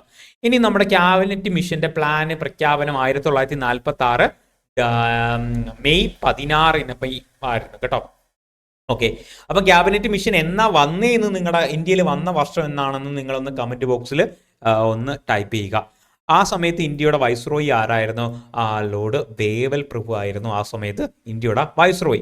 ഈ ക്യാബിനറ്റ് മിഷൻ എന്താണ് പറഞ്ഞ ഒരു കാര്യം പ്രത്യേകമായിട്ട്? പാകിസ്ഥാൻ എന്ന പ്രത്യേക ആവശ്യം അല്ലെ എന്നൊരു കൺസെപ്റ്റ് എന്ത് ചെയ്തില്ല? അവർ കൈക്കൊണ്ടില്ല. ഓക്കെ, പാകിസ്ഥാൻ എന്ന പ്രത്യേക രാഷ്ട്രത്തിന്റെ ആവശ്യം കൈക്കൊണ്ടില്ല, അത് തള്ളിക്കളഞ്ഞാണ്. അതിന് പകരം ഒരു ഫെഡറൽ യൂണിയൻ ആയിട്ട് നിർദ്ദേശിച്ചത് മാത്രമേ ചെയ്തോളൂ. ആ കാര്യം ഒന്ന് മനസ്സിലാക്കി വെക്കുക. നമുക്ക് തെരഞ്ഞെടുപ്പുമായി ബന്ധപ്പെട്ട കാര്യങ്ങൾ പഠിക്കാം. അതിനുവേണ്ടി നമ്മുടെ NCERT +1 ടെക്സ്റ്റിനകത്തുള്ള കാര്യങ്ങളൊന്ന് നോക്കാം. നോക്കണേ, ഇവിടെ കൃത്യമായിട്ട് പറഞ്ഞിട്ടുണ്ട് എന്നാണ് സമ്മേളനം വന്നത് എന്നാണെന്ന് കൃത്യമായിട്ട് പറഞ്ഞിട്ടുണ്ട്. 1946 ഡിസംബർ 9 സമ്മേളനം നടന്നത്. സോ ഇനി തുടർന്ന് ഭരണഘടനാ നിയമനിർമ്മാണ സഭ നിലയിൽ 1947 ഓഗസ്റ്റ് 14 വീണ്ടും സമ്മേളിച്ചു. ഒന്നുകൂടെ മനസ്സിലാക്കണേ, ഇന്ത്യയുടെ വിഭജനത്തിന് തുടർന്ന് പാകിസ്ഥാനുമായിട്ടുള്ള വിഭജനത്തെ തുടർന്ന് ഭരണഘടനാ നിയമനിർമ്മാണ സഭ നിലയിൽ വീണ്ടും സമ്മേളിച്ച ഏത് വർഷമാണ്? 1947 ഓഗസ്റ്റ് 14. കൃത്യമായിട്ട് മനസ്സിലാക്കുക. 1935 ഗവൺമെന്റ് ഓഫ് ഇന്ത്യ ആക്ടിലൂടെ സ്ഥാപിക്കപ്പെട്ട പ്രവിശ്യ നിയമനിർമ്മാണ സഭകളിലെ അംഗങ്ങൾ പരോക്ഷമായിട്ടുള്ള തെരഞ്ഞെടുപ്പിലൂടെ ഭരണഘടനാ നിയമനിർമ്മാണ സഭയിലെ അംഗങ്ങളെ തെരഞ്ഞെടുത്തു. അപ്പം നോക്കണം, 1935 ഗവൺമെന്റ് ഓഫ് ഇന്ത്യ ആക്ട് പ്രകാരം പ്രവിശ്യകളിൽ എന്ത് ചെയ്യുന്നുണ്ട്? പരോക്ഷമായിട്ടുള്ള നിയമനിർമ്മാണ സഭ വരുന്നുണ്ട്. ഈ നിയമനിർമ്മാണ സഭയിലെ അംഗങ്ങൾ ചേർന്നിട്ട് പരോക്ഷമായിട്ടുള്ള തെരഞ്ഞെടുപ്പിലൂടെയാണ് എന്ത് ചെയ്യുന്നത്? ഈ ഭരണഘടനാ നിയമനിർമ്മാണ സഭയിലെ അംഗങ്ങളെ തെരഞ്ഞെടുത്തത്. ഓക്കെ, മനസ്സിലാക്കി വെക്കുക. ക്യാബിനറ്റ് മിഷൻ എന്നറിയപ്പെടുന്ന ബ്രിട്ടീഷ് ക്യാബിനറ്റ് കമ്മിറ്റിയുടെ രൂപരേഖയുടെ അടിസ്ഥാനത്തിലാണ് ഭരണഘടനാ നിയമനിർമ്മാണ സഭ രൂപീകരിക്കുന്നത്. ക്യാബിനറ്റ് മിഷന്റെ നിർദ്ദേശ അടിസ്ഥാനത്തിൽ. ആ കാര്യം കൂടെ മനസ്സിലാക്കി വെക്കുക. ഇനി നമുക്ക് ജനാധിപത്യമായിട്ട് എങ്ങനെയായിരുന്നു അവിടുത്തെ ജനസംഖ്യ ആനുപാതികം? ഓരോ പ്രവിശ്യകളിലും ജനസംഖ്യ ആനുപാതികം അനുസരിച്ചായിരുന്നു ഈ സീറ്റ് വിഭജിച്ചു കൊടുത്തിരുന്നത്. അതായത് ഒരാൾക്ക് 10 ലക്ഷം എന്ന അനുപാതമായിരുന്നു. ഇത് പരീക്ഷയ്ക്ക് ചോദിച്ചിട്ടുണ്ട്. ഒരാൾക്ക് 10 ലക്ഷം എന്ന അനുപാതത്തിലായിരുന്നു. ഇനി നമ്മുടെ ബ്രിട്ടീഷ് പ്രവിശ്യകളിൽ നിന്ന് എത്രയുണ്ടായിരുന്നു? 292 അംഗങ്ങളെ തെരഞ്ഞെടുത്തുണ്ടായിരുന്നു. സോ ഈ ബ്രിട്ടീഷിന്റെ നേരിട്ടുള്ള നിയന്ത്രണമുള്ള പ്രദേശങ്ങളിൽ. ഓക്കെ, ഇനി ചീഫ് കമ്മീഷൻ പ്രവിശ്യയുണ്ട്, അത് 4 ചേരും. അങ്ങനെ 296 വരും കേട്ടോ. 296 വരും. ഓക്കെ, അതെന്താണെന്ന് അങ്ങോട്ട് പോകുമ്പോൾ പറഞ്ഞു തരാം. ഇനി നാട്ടുരാജ്യങ്ങളുടെ സീറ്റ് എത്രയാണ്? 93 ആണ്. ഇനി ഓരോ പ്രവിശ്യകളുടെയും സീറ്റ് ജനസംഖ്യാ ആനുപാതികമാണ്. മുസ്ലിങ്ങൾ, സിഖുകാര്, ജനറൽ എന്നിങ്ങനെ 3 കാറ്റഗറി ആയിട്ട് വീതിച്ചു കൊടുത്തായിരുന്നു. സോ ഏത് രീതിയായിരുന്നു? ആനുപാതിക പ്രാതിനിധ്യ വ്യവസ്ഥ അല്ലെങ്കിൽ സിംഗിൾ ട്രാൻസ്ഫോമർ വോട്ട് സിസ്റ്റം, ഏക കൈമാറ്റ വോട്ട് സമ്പ്രദായം വഴിയാണ് ഈ പ്രവിശ്യകളിലേക്കുള്ള തെരഞ്ഞെടുപ്പ് നടക്കുകയും അവിടെ നിന്നുള്ള അംഗങ്ങളെ എവിടെ വരികയും നിയമനിർമ്മാണ സഭയിലേക്ക് വരികയും ചെയ്യുന്നത്. അപ്പം വിഭജനത്തിന് മുമ്പ് എത്ര പേരുണ്ടായിരുന്നു കൃത്യമായിട്ട് മനസ്സിലാക്കുക. 389 പേരാണ് ഉണ്ടായിരുന്നത്. സോ 389 പേര്. അതിനകത്ത് ബ്രിട്ടീഷ് പ്രവിശ്യകളിൽ നിന്ന് ഗവർണർ ഭരണമുള്ളത് 292, നേരിട്ടുള്ള ഭരണമുള്ളത്. ഇനി എന്താണ്? ചീഫ് കമ്മീഷൻ പ്രവിശ്യയുണ്ട്. അത് ഏതൊക്കെയാണെന്ന് പരീക്ഷയ്ക്ക് ചോദിച്ചിട്ടുണ്ട്. ഡൽഹി, അജ്മീർ, കൂർഗ്, അത് ബലൂചിസ്ഥാൻ എന്നീ പറഞ്ഞ 4 സ്ഥലങ്ങളിലാണ് ഇത് ചീഫ് കമ്മീഷൻ പ്രവിശ്യ. അവിടുന്ന് 4 സീറ്റുകൾ ഉണ്ടായിരുന്നു. അങ്ങനെ ആകെ ബ്രിട്ടീഷ് ഇന്ത്യ എത്രയാണ്? 296 നാട്ടുരാജ്യങ്ങളിൽ നിന്ന് 93 ആകെ 389. ഓർത്തിരിക്കുക, 389. അത് ആകെ വനിതകളുടെ എണ്ണം എത്ര? 17 ആകെ മലയാളികളുടെ എണ്ണം എത്ര? 17 തന്നെയാണ് കേട്ടോ. ഓക്കെ, ഇനി നോക്കാം തെരഞ്ഞെടുപ്പ് രീതി എങ്ങനെയാ? പരോക്ഷമായിട്ടുള്ള തെരഞ്ഞെടുപ്പ്, ജനങ്ങൾ പങ്കെടുത്തില്ല. പ്രവിശ്യകളിലെ നിയമനിർമ്മാണ സഭകളിൽ നിന്നാണ് വോട്ട് ചെയ്തത്. ആനുപാതിക പ്രാതിനിധ്യ വ്യവസ്ഥ plus single vote transformer, proportional representation by the single transformer vote system. കൃത്യമായിട്ട് മനസ്സിലാക്കുക. ആനുപാതികം 10 ലക്ഷം ജനസംഖ്യയ്ക്ക് ഒരു സീറ്റ് എന്ന രീതിയിൽ 1:10 ലക്ഷമാണ് എന്ന കാര്യം ഇവിടെ ഓർത്തിരിക്കുക. മനസ്സിലായോ? ഓക്കെ, ഇനി സമുദായങ്ങൾ 3 സമുദായങ്ങൾ ഉണ്ടായിരുന്നു. അതൊക്കെ മുസ്ലിം, സിഖ്, ജനറൽ എന്ന് പറഞ്ഞ 3 സമുദായങ്ങൾ. നാട്ടുരാജ്യങ്ങൾ 93 ഉണ്ടായിരുന്നു. ഇവരെ എന്താണ് ചെയ്തത്? നോമിനേറ്റ് ആണ്, തെരഞ്ഞെടുപ്പല്ല എന്ന കാര്യം ഇവിടെ മനസ്സിലാക്കി വെക്കുക. ഇനി നമുക്ക് നോക്കാം സീറ്റ്. ഇനി ഒരു തെരഞ്ഞെടുപ്പ് നടന്നായിരുന്നു 1946 ജൂലൈ ഓഗസ്റ്റ് മാസങ്ങളിൽ തെരഞ്ഞെടുപ്പ് നടന്നായിരുന്നു. ഇന്റർനാഷണൽ കോൺഗ്രസ് ആണ് ഏറ്റവും കൂടുതൽ സീറ്റ് കിട്ടിയത്, 208 സീറ്റ്. മുസ്ലിം ലീഗിന് ഏകദേശം 73 മറ്റുള്ള സ്വതന്ത്രർക്ക് 15 സീറ്റാണ് എന്ന കാര്യം ഇവിടെ ഓർത്തിരിക്കുക. വിഭജനത്തിന് ശേഷം എന്താണ് സംഭവിച്ചത്? ഓക്കെ, പ്രവിശ്യകളിലെ സീറ്റുകളുടെ എണ്ണം 229 മാറി. ഓക്കെ, പ്രവിശ്യകൾ നേരത്തെ എത്ര ഉണ്ടായിരുന്നു? 296 ഉണ്ടായിരുന്നല്ലോ. സോ അത് എത്രയായിട്ട് മാറിയിട്ടുണ്ട്? 229 മാറി എന്ന കാര്യം കൂടെ ഓർത്തിരിക്കുക. ഇനി നാട്ടുരാജ്യങ്ങൾ എത്ര ആയിട്ട്? 70 മാറി. അങ്ങനെ ടോട്ടൽ എത്ര ഉണ്ട്? 299. അപ്പം വിഭജനത്തിന് ശേഷം എത്രയാണ്? 299 എന്ന കാര്യം കൂടെ ഓർക്കുക. ഇനി വനിതകൾ 17 ഉണ്ടായിരുന്നു. അതിപ്പോൾ എത്ര ആയിട്ട് മാറി? 15 മാറിയുന്നുണ്ട്. അതുപോലെ തന്നെ മലയാളികളുടെ എണ്ണത്തിന് മാറ്റമൊന്നും തന്നെ ഇല്ല. സോ ഈ 15 എത്ര വനിതാ മലയാളികൾ ഉണ്ടായിരുന്നു? 3 പേര് വനിതാ മലയാളികൾ ഉണ്ടായിരുന്നു. സ്വകാര്യം മനസ്സിലാക്കി വെക്കുക. ഇനി 1947 ജൂൺ 3 പ്ലാനിന് പകരം പാകിസ്ഥാന് പ്രത്യേക ഭരണഘടനാ നിയമനിർമ്മാണ സഭ അനുവദിച്ചു. അപ്പൊ ഈ ഒരു പ്ലാൻ പ്രകാരം എത്ര ചെയ്തു?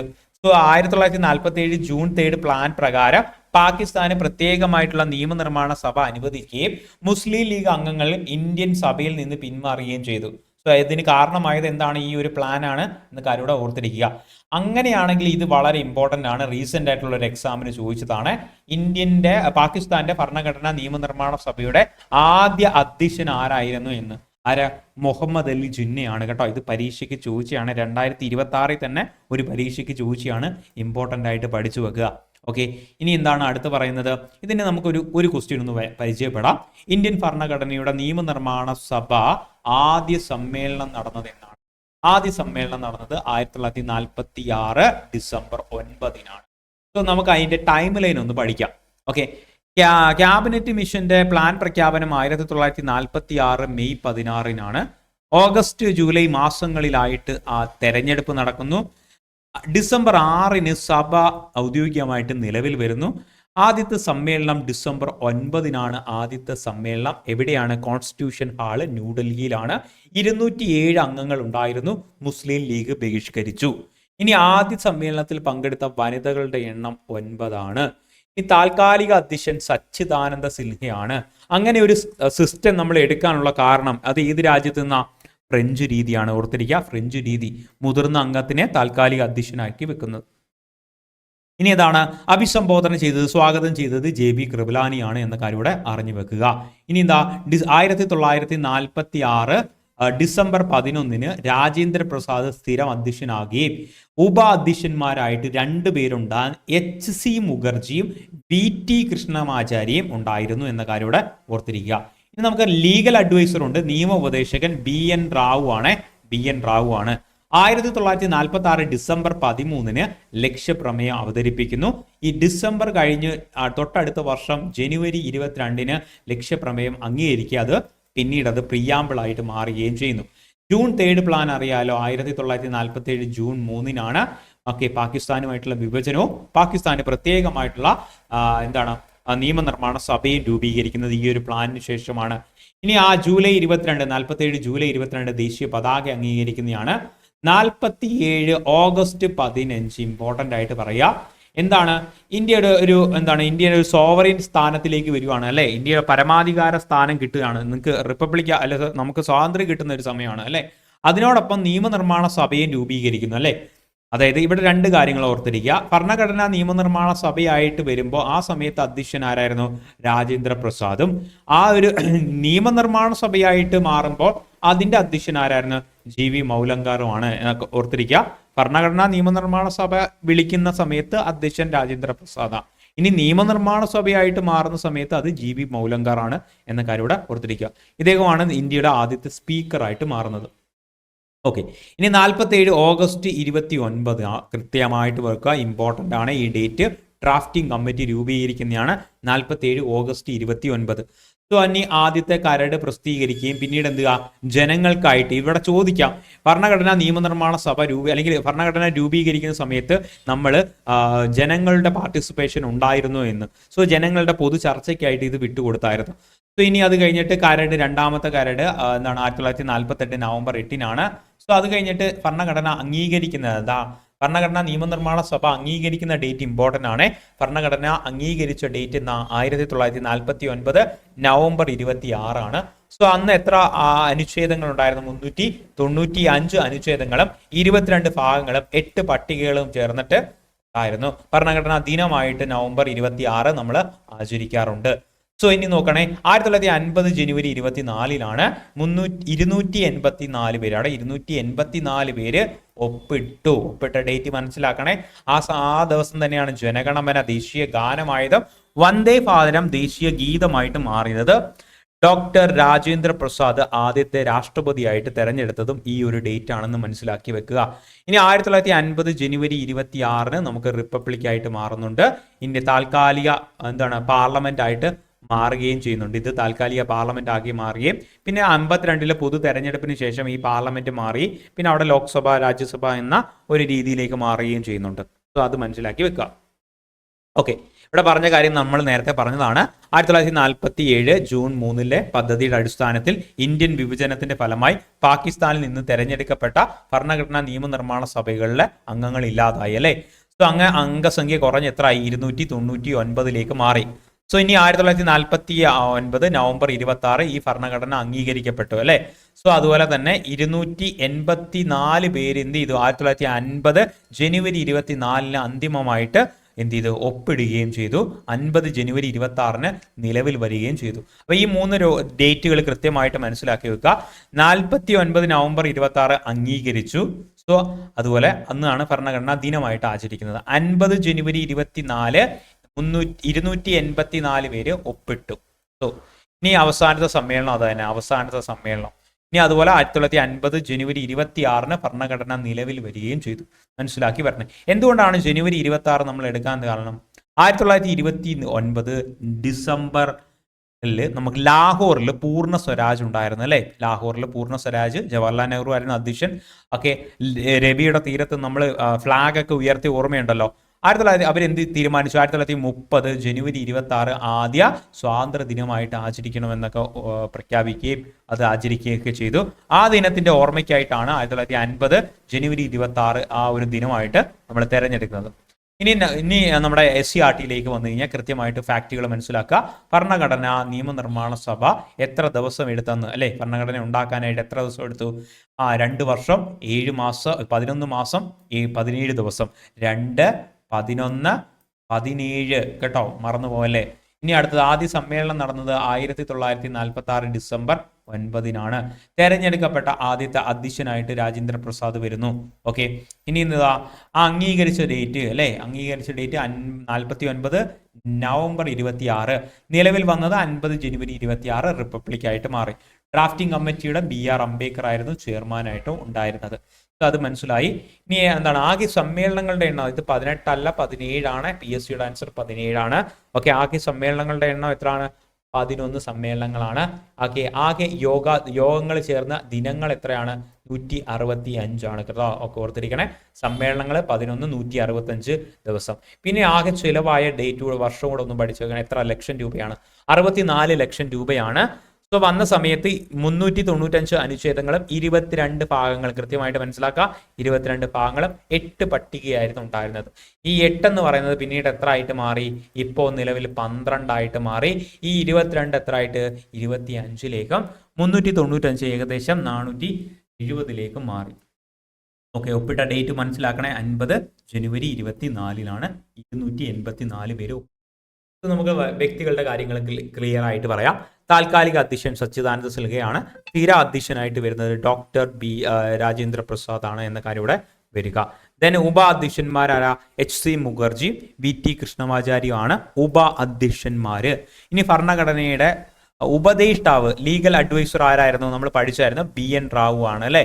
സോ അതുപോലെ സഭയുടെ സെക്രട്ടറിയോട് ഒന്ന് പഠിച്ച സെക്രട്ടറി HVR അയ്യങ്കാർ. അപ്പൊ നോക്കണേ, ഇത് രണ്ടും HC മുഖർജിയും VT കൃഷ്ണമാചാരിയും എന്താണ്? അത് ഉപ അധ്യക്ഷന്മാരാണ്. ഉപ അധ്യക്ഷന്മാര് കേട്ടോ. ഓക്കെ, സഭാ സെക്രട്ടറി HVR അയ്യങ്കാർ ആണ്. കാര്യം മനസ്സിലാക്കി വെക്കുക.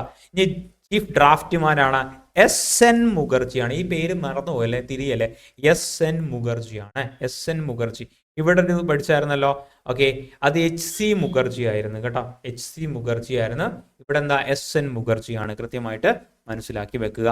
ഇനി ഭരണഘടന കൈകൊണ്ട് എഴുതിയ വ്യക്തി ഇംഗ്ലീഷിലേക്ക് എഴുതിയത് ഏതാണ്? പ്രേം ബിഹാരി നരൈൻ റാസുയാണ് എന്ന കാര്യം ഓർക്കുക. ഹിന്ദി പതിപ്പാണെങ്കിൽ വസന്ത് കൃഷ്ണ വൈദ്യ. ഓർത്തിരിക്കണേ. ഇതിന്റെ ഡിസൈനും കാര്യങ്ങളും ഒക്കെ ആരായിരുന്നു? നന്ദലാൽ ബോസ് ആണ് അല്ലെ. ഇനി കാര്യങ്ങളിൽ താൽക്കാലിക പാർലമെന്റിന്റെ സ്പീക്കറായിട്ട് നമ്മുടെ GV മൗലങ്കാർ വന്നത് ആദ്യത്തെ സ്പീക്കർ അല്ലേ. ഇനി എത്ര മേജർ ആയിട്ടുള്ള കമ്മിറ്റികൾ? 8 മേജർ ആയിട്ടുള്ള കമ്മിറ്റികൾ ഉണ്ടായിരിക്കണം. സോ കമ്മിറ്റികൾ ഏതൊക്കെയാണ്? Drafting committee BR Ambedkar. So അത് ഓർത്തിരിക്കണേ. ഇനി യൂണിയൻ പവർ കമ്മിറ്റി. പവർ യൂണിയനുമായിട്ട് പവർ ആർക്കായിരുന്നു? നെഹ്റുവിനായിരുന്നു പവർ ഉള്ളത്. സോ യൂണിയൻ കോൺസ്റ്റിറ്റ്യൂഷൻ കമ്മിറ്റി എന്താ? ആ ഭരണഘടനാ കമ്മിറ്റി അതും നെഹ്റുവിനാണ്. സോ ഇനി അടുത്ത സ്റ്റേറ്റ് കമ്മിറ്റി കേട്ടോ. സ്റ്റേറ്റ് കമ്മിറ്റി നെഹ്റുവിനാണ്. ഓർത്തിരിക്കണേ, നെഹ്റുവിനാണ്. ഇനി അടുത്തത് പ്രൊവിൻഷ്യൽ കോൺസ്റ്റിറ്റ്യൂഷൻ കമ്മിറ്റി അല്ലെ, പ്രവിശ്യ ഭരണഘടനാ കമ്മിറ്റി സർദാർ വല്ലഭായ് പട്ടേലിനാണ്. ഓക്കെ, ഇനി ഉപദേശക സമിതി എന്തിന്റെയൊക്കെ? മൗലികാവകാശം, ന്യൂനപക്ഷം, ഗോത്ര മേഖല തുടങ്ങിയതും ആരായിരുന്നു? നമ്മുടെ സർദാർ വല്ലഭായ് പട്ടേലാണ്. ഇനി എന്താണ്? Rule of procedure committee Rajendra Prasad. Steering committee Rajendra Prasad. കൃത്യമായിട്ട് മനസ്സിലാക്കുക. ഇത് പഠിക്കാനുള്ള തന്ത്രമാണ് 3, 2, 2 1 എന്താണെന്ന് നോക്കാം. നെഹ്റുവിന് എത്ര എണ്ണം ഉണ്ട്? 3 എണ്ണം ഉണ്ട്. Union power, union constitution, state. Okay, പട്ടേലിന് 2 എണ്ണമാണ്. Provincial constitution and advisory. Then Rajendra Prasad 2 കമ്മിറ്റികളാണ്, റൂൾ ഓഫ് പ്രൊസീജിയറും സ്റ്റിയറിംഗ് കമ്മിറ്റി. അംബേദ്കർ ആണെങ്കിൽ 1 കമ്മിറ്റിയുള്ളൂ, ഡ്രാഫ്റ്റിംഗ് കമ്മിറ്റി. മനസ്സിലാക്കണേ. ഇനി ഉപസമിതികളുണ്ട്, ഉപസമിതി സബ് കമ്മിറ്റികളുണ്ട്. മൗലികാവകാശത്തിന്റെ സബ് കമ്മിറ്റി JB കൃപലാനിയാണ് മൗലികാവകാശത്തിന്റെ സബ് കമ്മിറ്റി. ന്യൂനപക്ഷത്തിന്റെ സബ് കമ്മിറ്റി HC മുഖർജിയാണ്, HC മുഖർജി. ഇനി അതുപോലെ വടക്ക് കിഴക്കൻ മേഖല, അസം തുടങ്ങിയ മേഖലയിൽ ഗോപിനാഥ് ബർദോളിയാണ്. സോ ആസാം ഒഴികെയുള്ള മറ്റു പ്രദേശങ്ങളും വടക്ക് കിഴക്കൻ അതിർത്തി അതൊക്കെയാണ് AB ഠാക്കർ ആണ്. ജസ്റ്റ് ഓർത്തിരിക്കുക, AB ഠാക്കർ. സോ ഈ കാര്യങ്ങൾ മനസ്സിലാക്കി വെക്കുക. ഇനി അടുത്ത മൈനർ കമ്മിറ്റികൾ എത്ര എണ്ണം ഉണ്ടായിരുന്നു? മൈനർ കമ്മിറ്റി ഒന്ന് ജസ്റ്റ് ഒന്ന് മനസ്സിലാക്കി വെക്കുക. അതിനകത്ത് പതാകയുടെ അഡ്ഹോക്ക് കമ്മിറ്റി രാജേന്ദ്ര പ്രസാദ് ആണ്. അതുപോലെ തന്നെ finance and staff committee Rajendra Prasad ആണ്. അതുപോലെ ഹൗസ് കമ്മിറ്റി ആരായിരുന്നു ചോദിക്കാം, അത് പട്ടാമ്പി സീതാരാമനാണ് ഹൗസ് കമ്മിറ്റി ചെയ്ത് വരുന്നത്. So order of business KM മുൻഷിയാണ് എന്ന കാര്യങ്ങളിലേക്ക് വരിക. ഓക്കെ, ഇങ്ങനെയുള്ള ചെറിയ ചെറിയ കമ്മിറ്റികളുണ്ട്, നമ്മുടെ നോട്ടിനകത്ത് കൊടുത്തിട്ടുണ്ട്.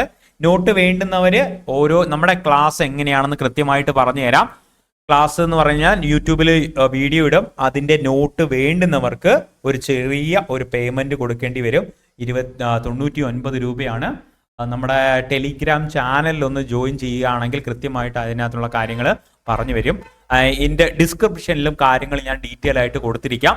ഓക്കെ, താല്പര്യമുള്ളവർക്ക് ഇത് വാങ്ങിക്കാം. ഓക്കെ, ഉപകാരപ്പെടുന്നതാണ്. ലിമിറ്റഡ് സമയമേ ഉള്ളൂ, നമുക്ക് കുറച്ച് ദിവസമേ ഉള്ളൂ. നോട്ടൊന്നും എഴുതാൻ സമയം കിട്ടത്തില്ല. അതിനു വേണ്ടിയാണ് ഇത്രയും വലിയ ഒരു നോട്ടൊക്കെ നിങ്ങൾക്ക് ഈ ഒരു എമൗണ്ടിന് തരുന്നത്. കൃത്യമായിട്ട് ഫോളോ ചെയ്ത് നോക്കുക. നമ്മുടെ ഒരു പ്ലാൻ എന്ന് പറഞ്ഞു കഴിഞ്ഞാൽ ഒരു 3 ദിവസം കൊണ്ട് അല്ലെങ്കിൽ 4 ദിവസം കൊണ്ട് എന്ത് ചെയ്യുക, ഒരു ടോപ്പിക് അങ്ങ് കംപ്ലീറ്റ് ചെയ്യുക. ആ ഒരു രീതിയിലായിരിക്കും ടോപ്പിക് അങ്ങ് കംപ്ലീറ്റ് ചെയ്യുക. ഓക്കെ, ഇമ്പോർട്ടൻ്റ് ആയിട്ട് പഠിച്ചു പോകണേ.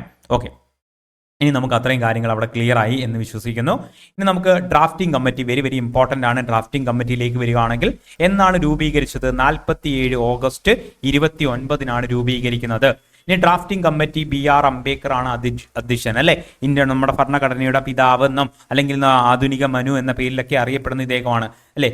അതുപോലെ N ഗോപാലസ്വാമി അയ്യങ്കാർ ഉണ്ടായിരുന്നു, അല്ലാടി കൃഷ്ണസ്വാമി അയ്യങ്കാർ ഉണ്ടായിരുന്നു, KM മുൻഷി ഉണ്ടായിരുന്നു, മുഹമ്മദ് സാദുള്ള ഉണ്ടായിരുന്നു. ഇത്തരം കാര്യങ്ങൾ മനസ്സിലാക്കണേ. ഓക്കെ, ഇത്തരം കാര്യം കിട്ടണേ ഇവിടെ നിന്ന്. ഇനി അതുപോലെയാണ് BL മിത്തർ ആരോഗ്യ പ്രശ്നം കാരണം അദ്ദേഹം രാജിവെച്ചതിന് ശേഷം N മാധവ റാവു ആണ് അങ്ങോട്ട് വരുന്നത്. N മാധവ റാവു ആണ് വരുന്നത്. പിന്നെ എന്താ, DP കേത്താൻ മാറി, TT മാറി. DP നമ്മൾ വാട്സാപ്പിലേക്ക് DP എന്താറുണ്ട്, മാറ്റാറുണ്ട്, അല്ലെ? DP മാറ്റാറുണ്ട്. DP മാറ്റിയിട്ട് ആര് വന്നു? TT വന്നു എന്ന കാര്യം ഇവിടെ ഓർത്തിരിക്കുക. സോ ആ കാര്യം കിട്ടി എന്ന് വിശ്വസിക്കുന്നു. നമുക്ക് അടുത്ത ഭാഗത്തിലേക്ക് വരാം. വനിതകളുടെ കാര്യമാണ്. ഓക്കെ, ടോട്ടൽ എത്ര പേര്? ആദ്യം തുടക്കത്തിൽ 17 വനിതകളായിരുന്നു. പാർട്ടീഷന് ശേഷം അത് 15 ആയിട്ട് മാറി. അതിനകത്ത് എത്ര മലയാളികളുണ്ട്? 3 പേരാണ് മലയാളികളുള്ളത്. അമ്മു സ്വാമിനാഥൻ, ഓക്കെ, മദ്രാസിൽ നിന്നാണ് ഉള്ളത്. സോ ദാശായണി വേലായുധൻ മദ്രാസിൽ നിന്നായിരുന്നു. ഓക്കെ, ആനി മുസ്കറിൻ തിരുവിതാംകൂറിൽ നിന്നാണ് എന്ന കാര്യം ഓർക്കുക. സരോജിനി നായിഡു പഠിച്ചു വെക്കുക. വിജയലക്ഷ്മി പണ്ഡിറ്റ്, പിന്നെന്താ രാജ്കുമാരി അമൃത് കൗർ, പിന്നെന്താ ഹൻസ മേത്ത. ഇതൊന്ന് പഠിച്ചു വെക്കണേ, ഞാൻ അങ്ങോട്ട് പോകുമ്പോൾ ഡീറ്റെയിൽ ആയിട്ട് പറഞ്ഞു തരാം. ഹൻസ മേത്ത.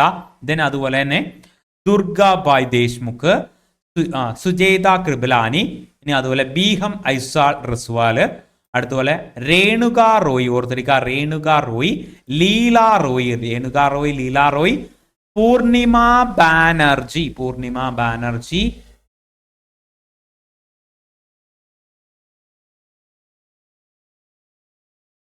മാലതി ചൗധരി, അതിൽ കമല ചൗധരി, ഓർത്തിരിക്കുക. മാലതി ചൗധരിയും കമല ചൗധരിയാണ് എന്ന കാര്യം ഇവിടെ ഓർത്തിരിക്കുക. ഓക്കെ, അങ്ങനെ 15 പേരാണ് ഉള്ളത്. ഓക്കെ, പാർട്ടീഷന് ശേഷം. ഓക്കെ, അതിനകത്ത് ദളിത് വനിതയായിരുന്നു ആരാ? ദാശായണി വേലായുധൻ എന്നറിയപ്പെടുന്നത്. അതുപോലെ തന്നെ നമ്മുടെ ആദ്യമായിട്ട് ഒരു ബിരുദം നേടിയിട്ടുള്ള ഒരു ദളിത് വംശത്തിൽ നിന്ന് ബിരുദം നേടിയിട്ടുള്ള ആദ്യ വനിതയും കൂടിയാണ് ദാശായണി വേലായുധൻ.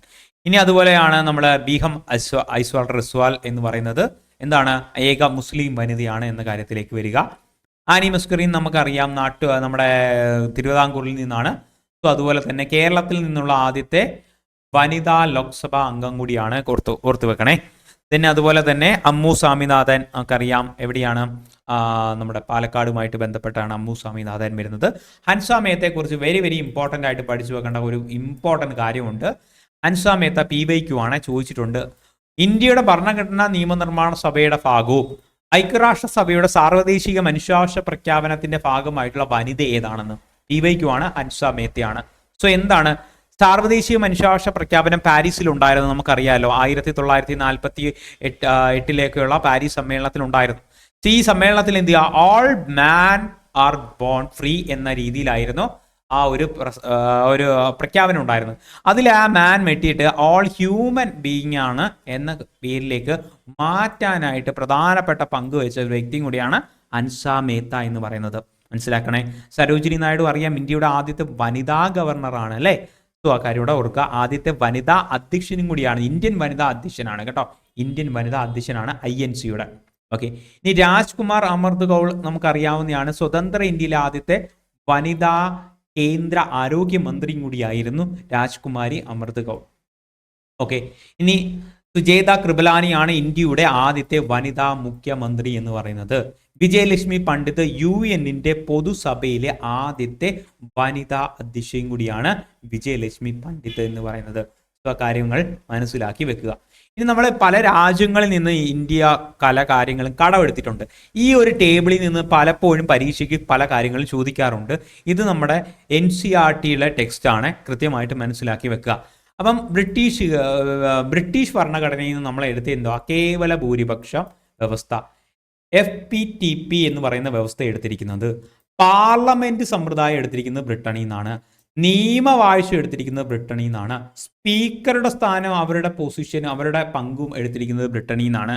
നിയമനിർമ്മാണ സഭയുടെ നടപടിക്രമങ്ങൾ, പാർലമെന്റിലെ അല്ലെങ്കിൽ നിയമനിർമ്മാണ സഭയുടെ നടപടിക്രമങ്ങൾ എടുത്തിരിക്കുന്നത് ബ്രിട്ടീഷിൽ നിന്നാണ്. അമേരിക്കൻ ഭരണഘടനയിൽ നിന്ന് മൗലികാവകാശം കൊണ്ട് ഇനി നീതിന്യായ പുനഃപരിശോധനയുമായിട്ട് ബന്ധപ്പെട്ട കാര്യങ്ങൾ, ജുഡീഷ്യൽ റിവ്യൂ ഉണ്ടല്ലോ, അതിൻ്റെ കാര്യങ്ങൾ, അതുപോലെ തന്നെ നീതിന്യായ വിഭാഗങ്ങളുടെ സ്വാതന്ത്ര്യവുമായിട്ട് ബന്ധപ്പെട്ട കാര്യങ്ങൾ എടുത്തിരിക്കുന്നുണ്ട്.